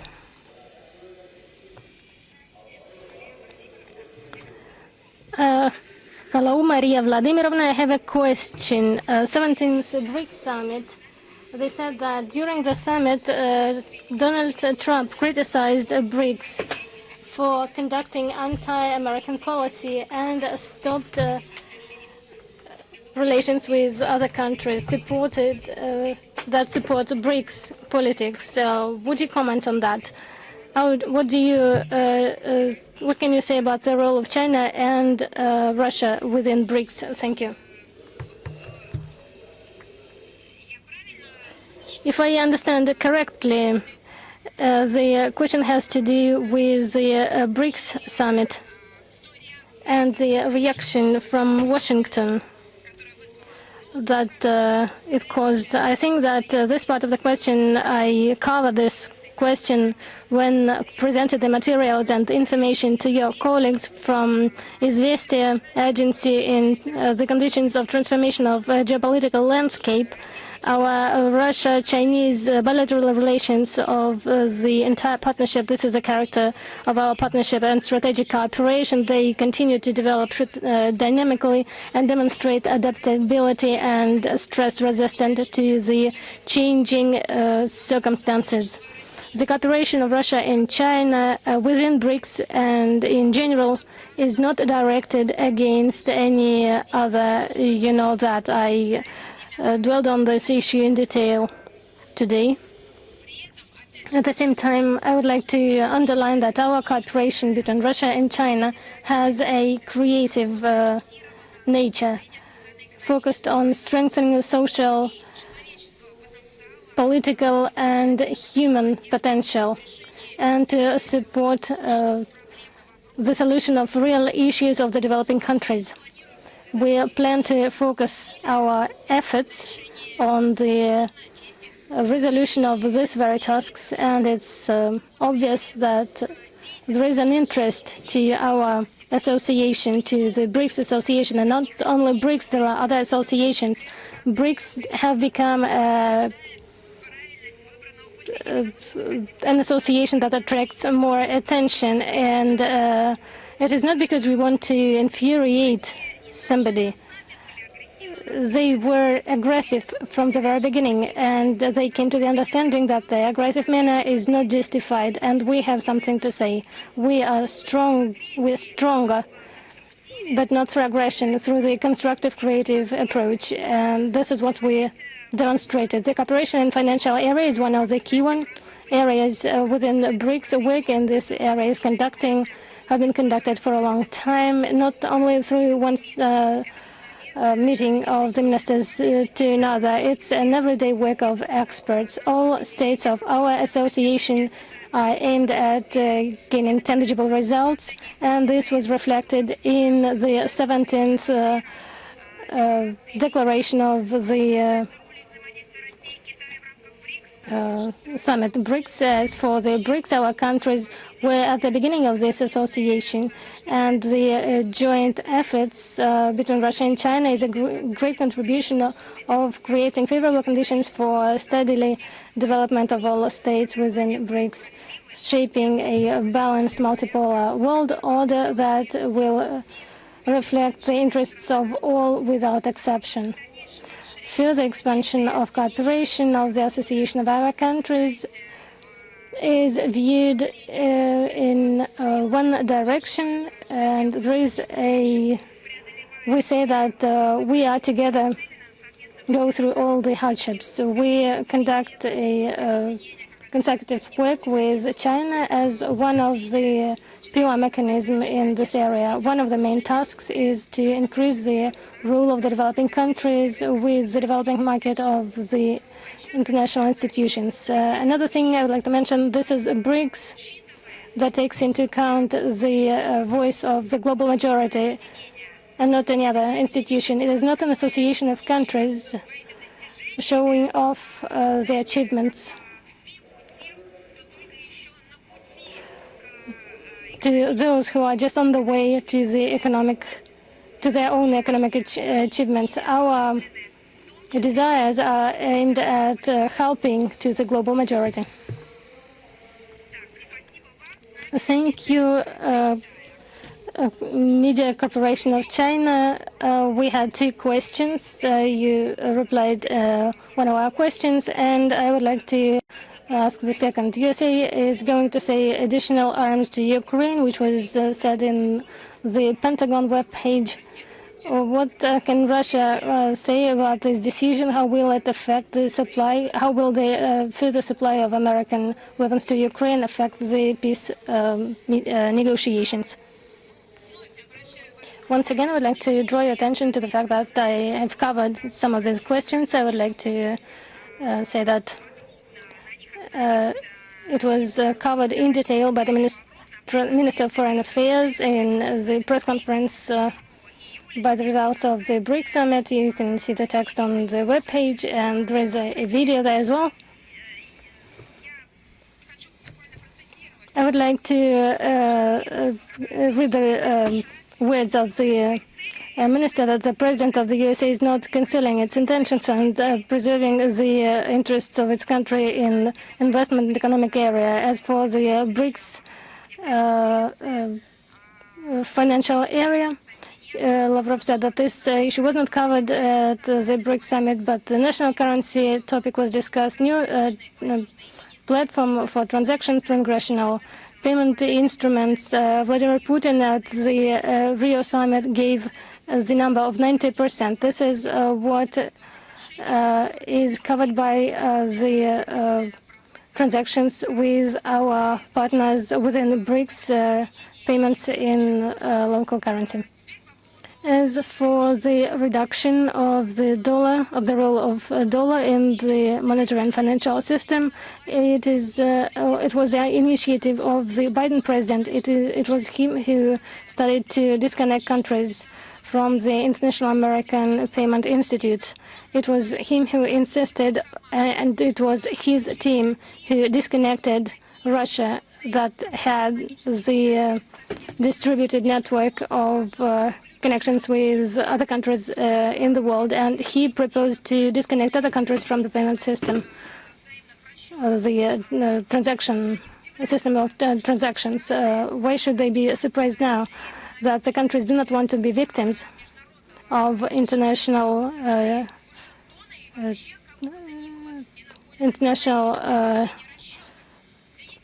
disputes? We have a trade on the basis of international law and bilateral relations agreements. This is a legal trade that has never had any problems, but it's a obstacle for the United States, and that is why it became an object of aggression from their side. And just because they could not do anything, they started threatening with the prohibition of the use of the international payment system, and that is why other countries started to find other options. And the reduction of the role of dollar is the merit of the president of Biden, and the current administration should address the questions to that administration. They should calculate their damages and raise their case about this issue. Why should the global majority worry about that? And the number of transactions in local currency is growing all over the world, and it's not BRICS or Russia. There is no question about the cancellation of using dollar at all and transactions in dollar. And the speculations on the only global currency, they do not support any critics, as if there is no other currency, and other currencies are not used at all. We support multi-currency world with equal access to payment instruments necessary for legal trade on the basis of the international law, on the basis of the national law. Thank you. I would like to ask the second question. The United States is planning to send additional arms. It was mentioned, it has been mentioned already. I would like to clarify if there are any additions. How can Russia comment this decision, and how it how will the continuation of the supply of weapons to Ukraine will affect the peaceful agreement, the peaceful negotiations? I would like to clarify if I understand correctly. You're asking about the supply of arms by the United States to Ukraine. Correct? Yes, correct. I spoke about that shortly. We hear different announcements from the United States about the supply of arms to Ukraine. Trump said that first that they plan to spend additional defense arms to Ukraine. The press secretary of the White House explained the reason of the pause in shipment of the American weapons. It was related to the check of the Pentagon of the military assistance provided that the United States provides to countries all over the world, not only Ukraine. It's a norm, and that is why they conduct these checks. And recently, the media of the United States said that the main reason of this pause in shipment of arms to the Ukrainian regime was the suppletion of arms in Pentagon, and now they started again the talks about the additional supply of arms to Ukraine. I think that we should stop this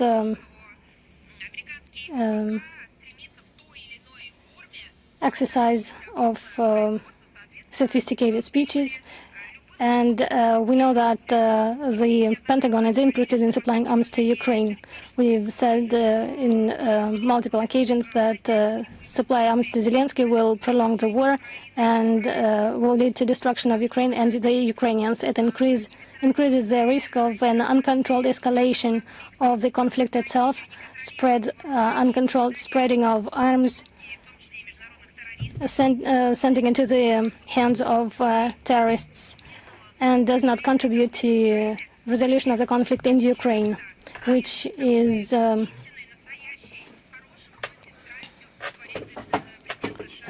often said by the President Trump in his speeches. I would like to say that the pumping of Ukraine with arms in such scale supports its corruption and serves as an impetus to steal the resources and steal the arms. And it was confirmed by the facts. Why do they steal the arms provided by the West?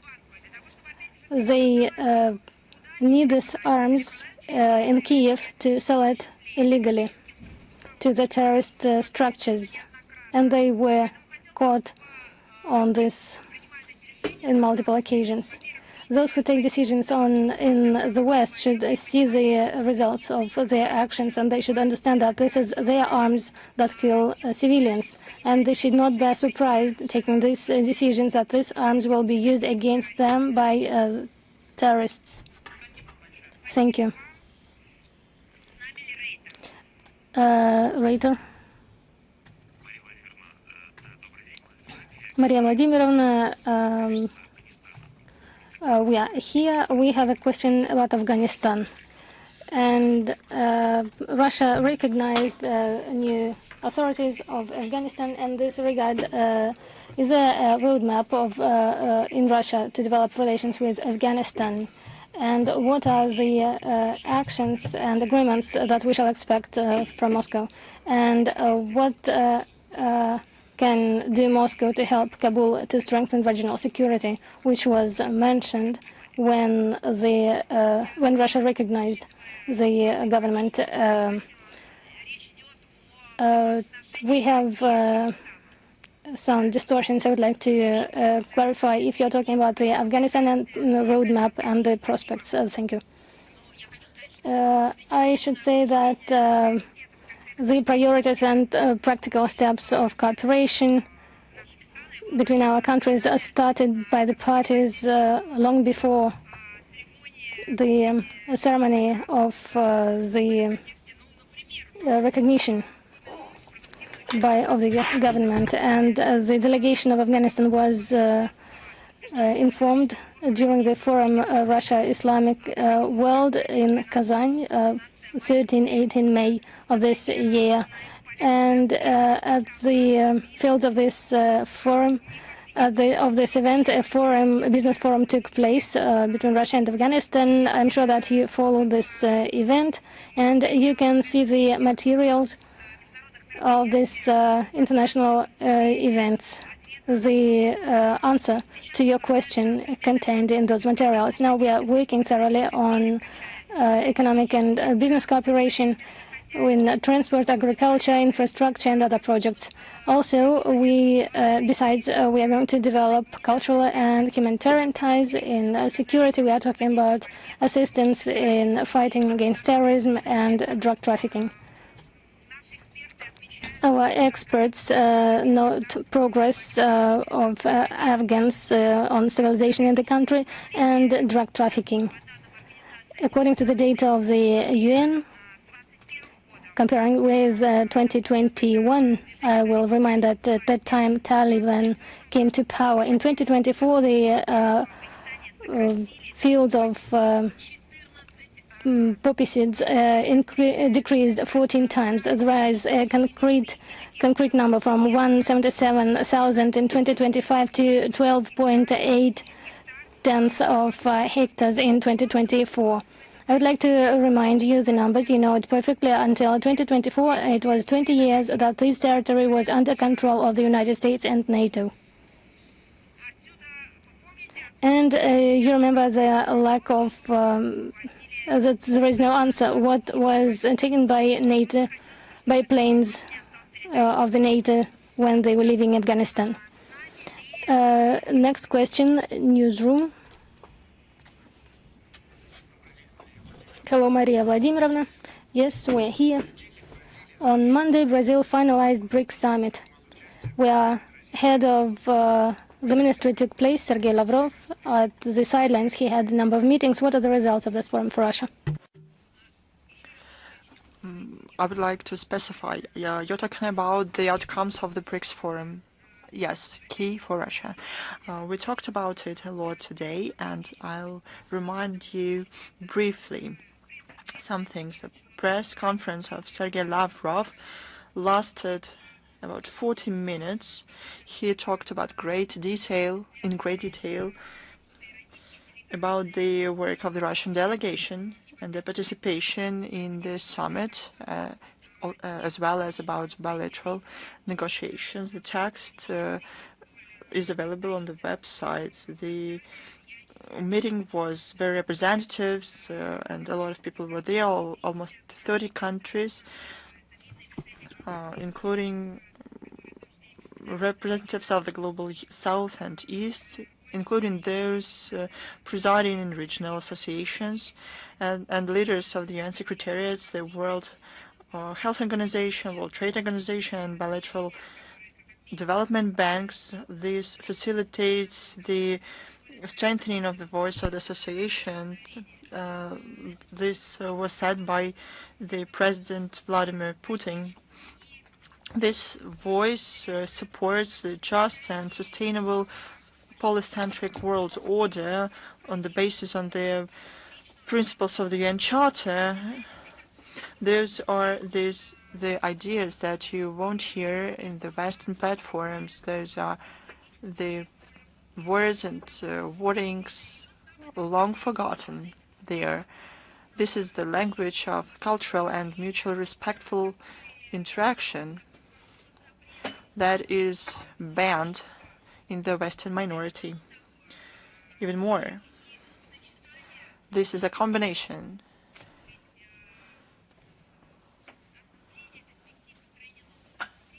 of prospects of a polycentric world order with the traditions of the international law, the UN Charter, the United Nations itself.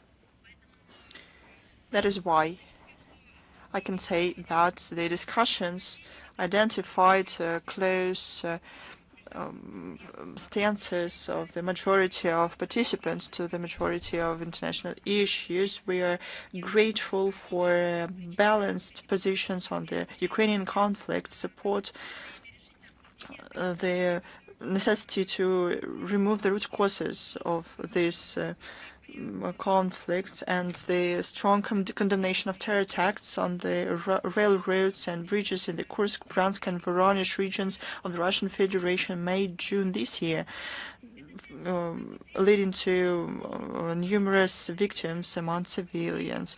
These were ideas cannot be heard on the Western platforms, and BRICS has a voice to say this at the global level. We would like the Brazil presidency to continue with the ideas of the Russian presidency and the agreements that were reached in Kazan following the 16th summit of the associations. First of all, I'm talking about the involvement of the partner countries to various ministerial and expert mechanisms within the associations.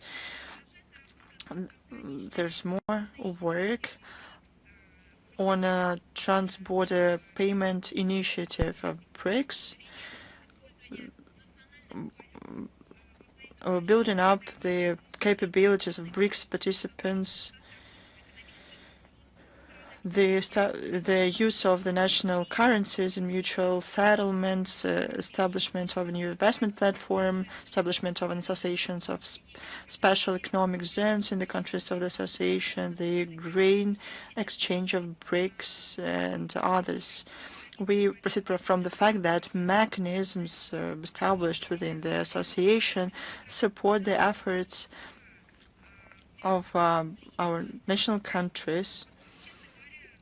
To be honest, the terms are the same, the notions are the same. They're enshrined at the international in international documents, and they're used at international platforms. But in Asia, they use the word developing amid the recessions that Western countries suffer from, and they call themselves developed countries.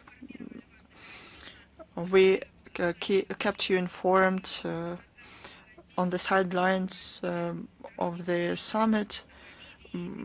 Had a number of bilateral meetings with President of Bolivia, Prime Minister of Vietnam, his counterparts from Belarus, Brazil, India, Iran, Mexico, Turkey, and General Director of the WTO. There were also contacts, as diplomats say, in the working manner.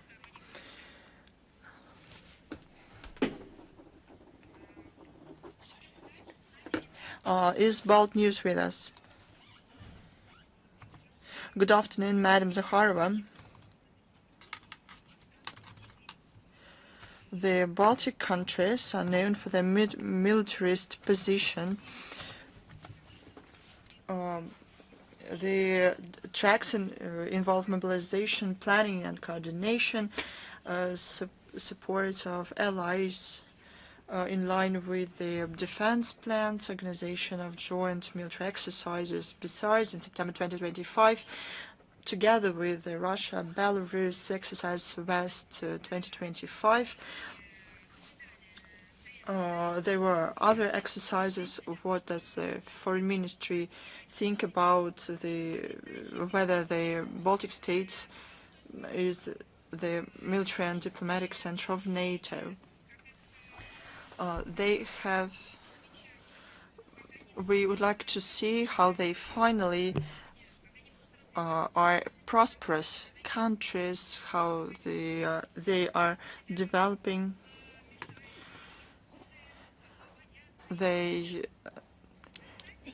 As a result, they have a terrible role. It's not even a role, it's a function. It's a function in this Russophobe performance. That is to be aggressive triad, aggressive members of NATO that have no personal agenda, no national interests. They should, day by day, hype up hatred, set peoples and countries against each other, and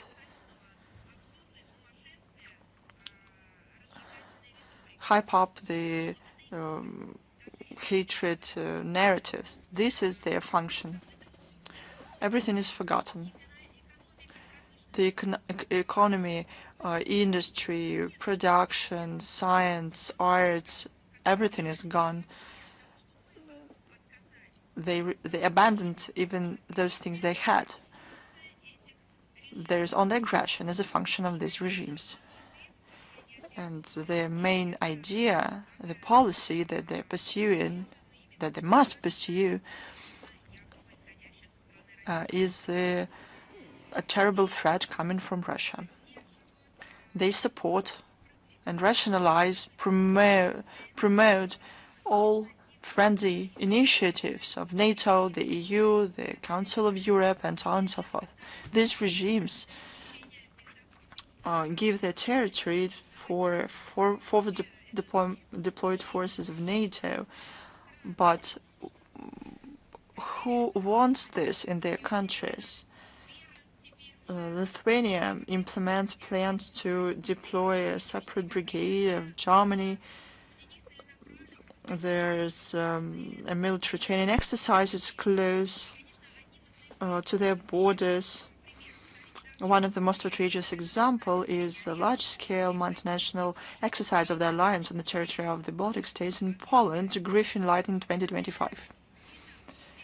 During the stages, the so-called stages, the so-called exercises in Estonia, Latvia, Lithuania, and Poland, they trained the offensive operation in the Baltic theater of operations. Just think about it. They trained the storming of the Kaliningrad region. What kind of defense alliance is this, if they do something like that? When we say countries, we mean regimes in the Baltic states. They are eager to spearhead the confrontation with our country. They destroy the remains of the balance of stability, and they are asking for it. The additional tensions on the Russian borders does not reflect their interest of their own security and stability. Thanks to you. Thank you. Is author E with us? Good afternoon, Madam Zakharova. We have one question today. Evgenia Gutsul, she's she's under house arrest.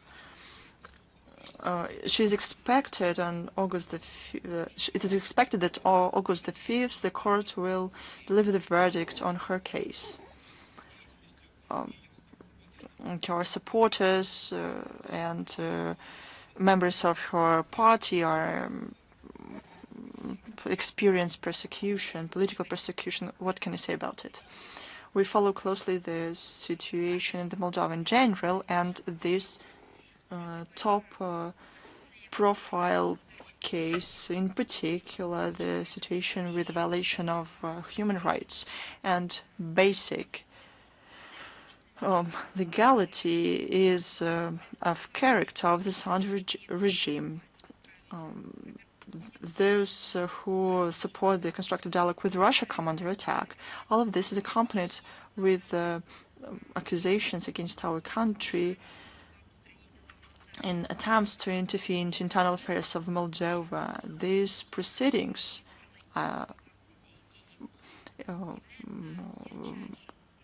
against the legally elected head of the Gagauz Republic, Evgenia Gutsul, is an act of violence.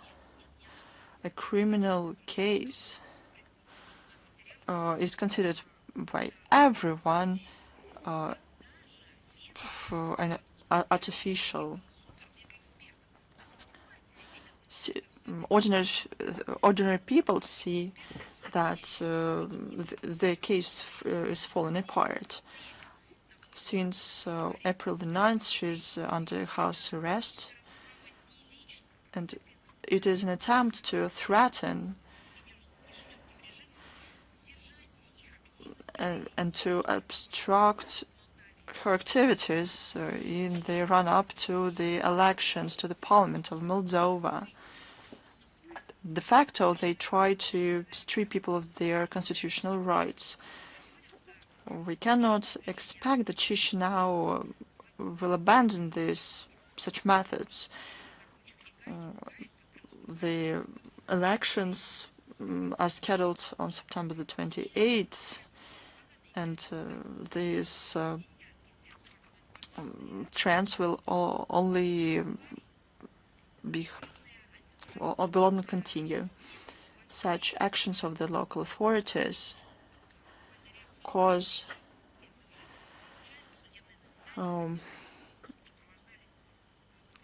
outrage among the locals. They demand to give her a sentence in prison for 9 years caused outrage. The actions of the Moldovan authorities against Evgenia Gutsul led to polarization and division in the Moldovan society. They talked many times that she undermines the national security, she acts against the country, she doesn't respect the country. But who renamed the Moldovan language? Who renamed Moldovans into Romanians? Who does everything to destroy the Moldovan identity? It is Sandu. Maybe it is her who should be given 9 years in prison. These are the facts to destroy the Moldovan identity, culture, authenticity, and conscience. I'm not even talking about history. Who refuses people in Moldova now in honoring the heroic deed of their ancestors? Who rewrites the history? It is them who should be given 9 years in prison. It is surprising. It is cynical. The authorities of the country attempt to accuse Russia of everything, who allegedly encourage protests in the country. Imagine a country where authorities come and say that there is no such a language as the Moldovan language or the national language, the local language, that there is no such nationality. That's what happened in Ukraine. The internal conflict that turned out to be horrendous. People in Moldova are prohibited to think that they are Moldovans. Understand that they ceased being Moldovans for some reason. All the responsibility for internal political situation in Moldova is on the authorities in the country and the West. We cannot even talk about the stability in the country because Sandu got the situation very unstable. International structures that no one really hoped for anymore should know what's going on there. They talk about human rights, but they don't see very specific problems in the zone of their responsibility. Is Ukraine.ru with us? Good afternoon, Madam Zakharova. My name is Anna Cherkasova. I represent Ukraine.ru. I have the following questions. On July the 8th, during the session of the Human Rights Council, the consensus resolution was adopted. In your opinion, how can this document be useful in protection of journalists from illegal actions? I would like to say that this document was introduced to the review of the Human Rights Council by the Western countries. Those very countries at another platform, the international platform, for example at UNESCO, had a drastically different stance when they had to talk about the security of journalists. in a very practical manner, just to enumerate, to name a list of journalists killed, who were killed by the militants who targeted journalists and killed them, or maimed those journalists. Those actions should be qualified as terror attack, and our country qualified them as such. Think about it, remember about it. I mean, the cases of Daria Dugina, Valen Tatarsky, the explosions of Zahar Prilepin, who survived by miracle and lost a friend to the terror attack. Where were all those representatives of the EU countries who did everything they could, so that in a similar document but at another platform to disregard, to keep a blind eye on the situation. This document was also introduced by the Kiev regime. They attempted to be involved in this as well. Those who directly responsible for the degradation of the situation around the situation and the protection of journalists and to free access to information tried to show themselves as advocates of freedom and security. This is a world of post-truth. The authors of the resolution say that they care about the this problem.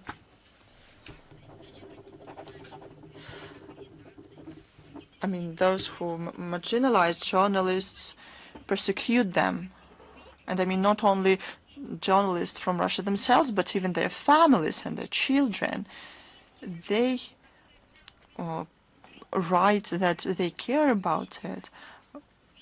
Is it the Kiev regime who target the journalists, the media outlets, correspondents, and made them their target? They're proud of this. They keep a list of the killed journalists and correspondents. At the same time, many of them are conducting the policy that they do not allegedly do on paper. A lot of co-sponsors of these resolutions, but over 30 countries impose sanctions against Russian media, banning their operations on their territory. How did they dare do that, to initiate such a document? A flagrant demonstration of double standards and hypocrisy is the presence of Kiev regime representatives that suppress any dissent and persecute public figures, journalists, reporters. It's beyond comprehension. Nobody is bothered by that.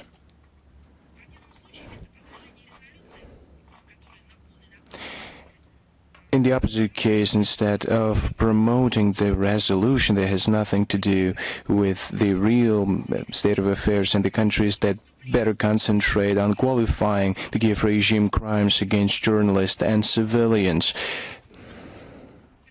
They have to rectify the situation in their media, and they have to stop financing the Kiev regime that kills those journalists. The documents that I've just mentioned, or similar documents to the resolution that we're talking about, can play a positive role. However, only in the case when behind the wordings of them are real determination of the authors to solve the issues in this regard, not by the desire to conceal their crimes and their shameful crimes by these papers. This resolution, promoted by Westerners, serves as a way to lie to their populations with regard to their own crimes. Every day, every briefing, we state the lack of reaction to atrocities against reporters.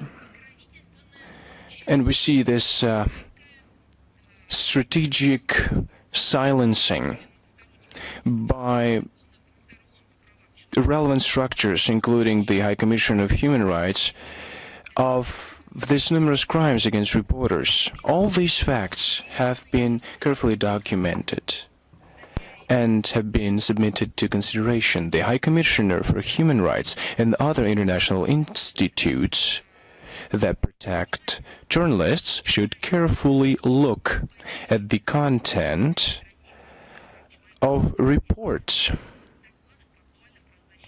of the Ombudsman of the Russian Federation for Human Rights. These reports touch upon the second joint report on Russian and Belarusian foreign ministries on the crimes against civilians. It has been published in both Russian and English. They should also look into the document titled Repression Against Russian Journalists.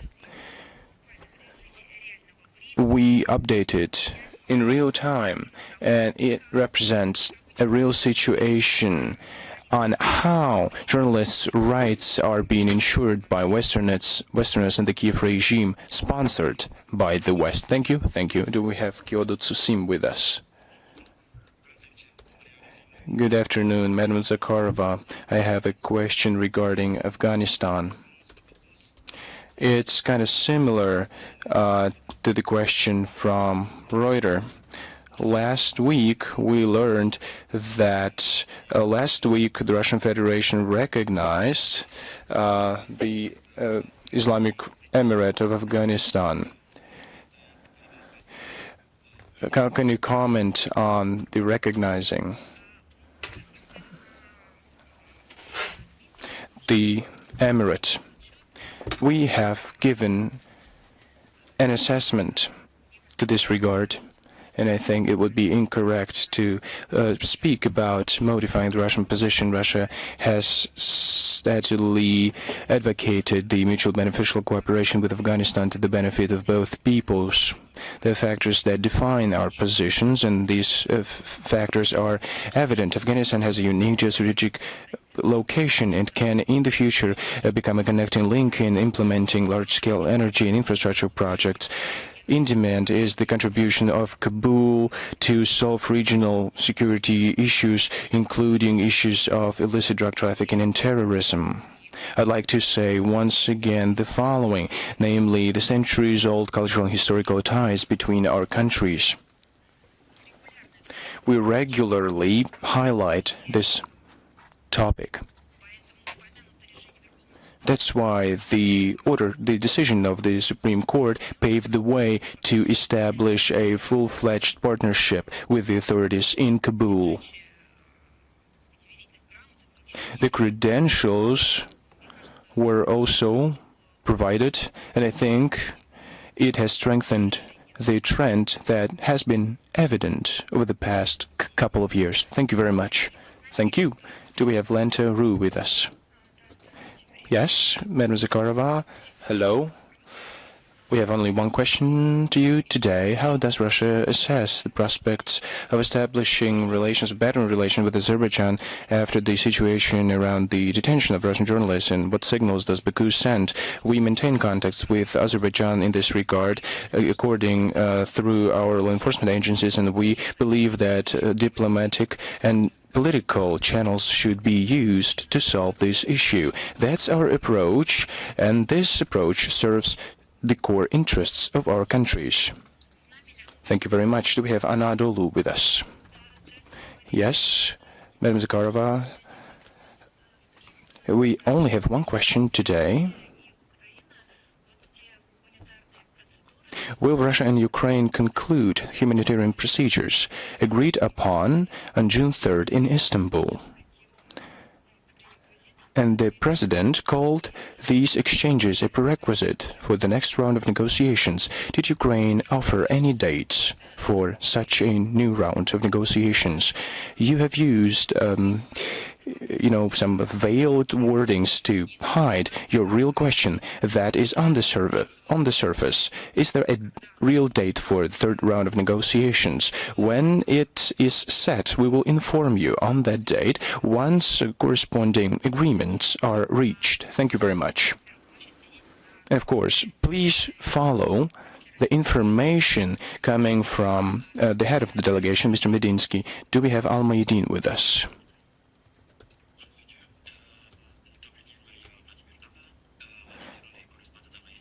I represent Almaydin. Good afternoon, Madam Zakharova. Thanks to good relations with all countries, including the United States, what role can be played by Russia to de-escalate the situation in the Middle East?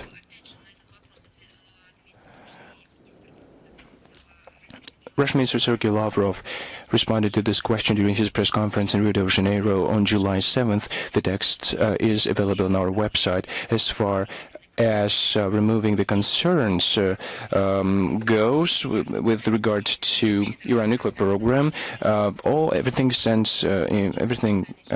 in force.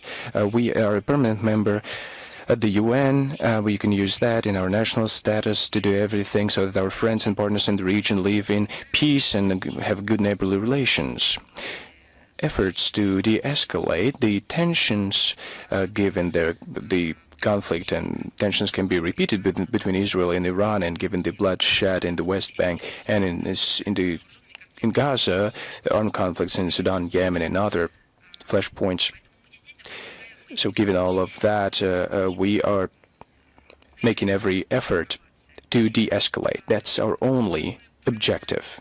You have rightly pointed out that we have trust-based and close relations with Middle East countries. We maintain dialogue with all our partners, and we encourage them to use political and diplomatic channels to solve the conflicts. We help the conflicting parties to converge their positions, and if there is an interest on their part and on the part of other influencing parties, including the U.S., to constructively cooperate with us in the strategically important region, well, we never refuse any contacts to work jointly, including at the United Nations. Thank you. Do we have Verelk with us? Good afternoon, Madam Zakharova.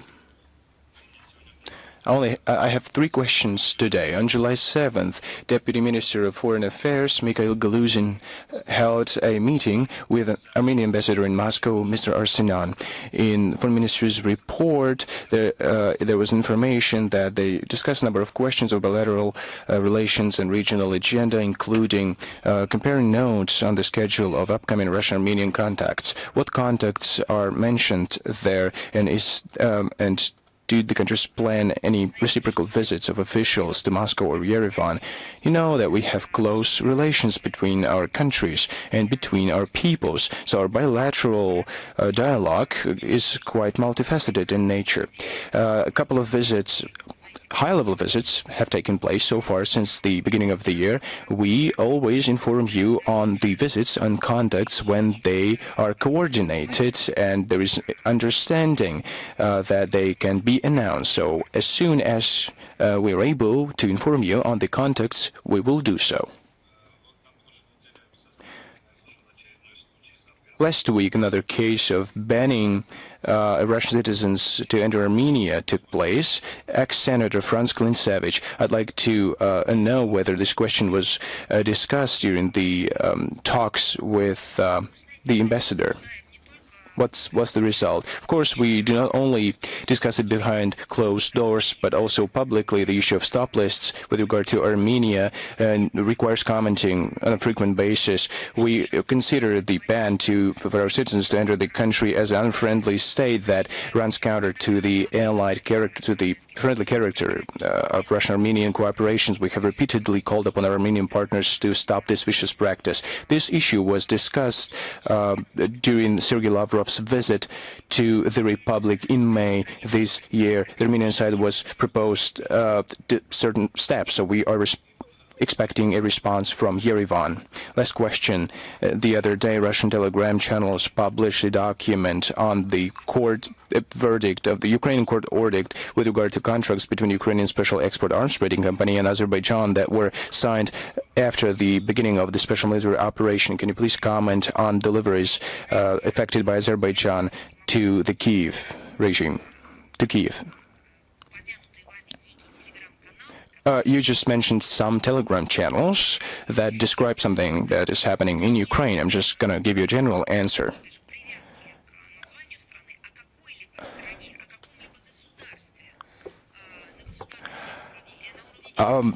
Take any state, private businesses, state level, as far as deliveries go, arms deliveries to the terrorist Kiev regime, you know our positions very well. Any information, any reports that are connected to this are verified very carefully, especially when we're talking about unfriendly countries. If the discussion is around the countries that we maintain a trust-based dialogue with, that we have that we're allies with, of course, we raise these questions, we discuss them with these allies, and we work. And we're talking about, and we work on the diminishing the damage, the detriment, and this is the damage to international peace and security. Thank you very much. Let me underline this. Delivering or supplying the Kiev regime with weapons, meaning just nurturing the terrorists. Those countries which do that sell the weapons that will be distributed further across the globe. These weapons are used to kill children, civilians, in a targeted manner. Those are not accidental deaths. The West says the following: collateral damage, or collateral losses, as they say. No, it's not the case. They launch targeted strikes, killing civilians, both adults and children. Do we have Greater Asia with us? Please accept sincere congratulations on receiving the Best Manager Award. I was one of many, you know, but thank you very much for your words. I think that, to a larger extent, it reflects not my personal accomplishments, but the work of the ministry towards the openness for journalists and the public. This is the approach, and this is the level set by Russian Foreign Minister Sergei Lavrov, and we are trying to do our best to implement these values. Well, the professional community has given the credit to us for it. You are a renowned sinologist. You defended your PhD thesis by researching transformation in the interpretation of traditional New Year celebration symbolism in modern China, and you have focused on the last quarter of the 20th century. This year I graduated from the Institute of Asian and African Studies of Moscow State University, and I'm specializing in China. It is known that you used to live in China for a long time, and you know the language of this country and the culture of China.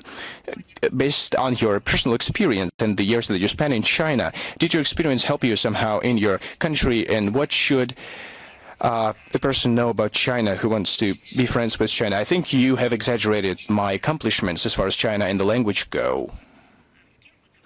Regardless of who you're friends with, you should understand what a real friendship is like. Some people are treated lightly, you know, like an acquaintance. The friendship, and there's a good quote for it. It's a 24/7, round-the-clock thing. It's a real love, a genuine affection. It's, you know, being ready to take self-sacrifices. It means being genuine, being frank. Friendship is an special accomplishment of humankind, and I think it might be attributed to or added to the list of traditional values that we should impart on future generations. It doesn't matter who we're talking about, person or social group, when they are looking at the friendship with someone, they should first understand what they're talking about. Your media outlet is called Greater Asia. With regard to Asia, I think we can hold a separate conversation during a conversation, if you don't mind. Thank you very much. If you don't have any other questions, thank you very much. Goodbye.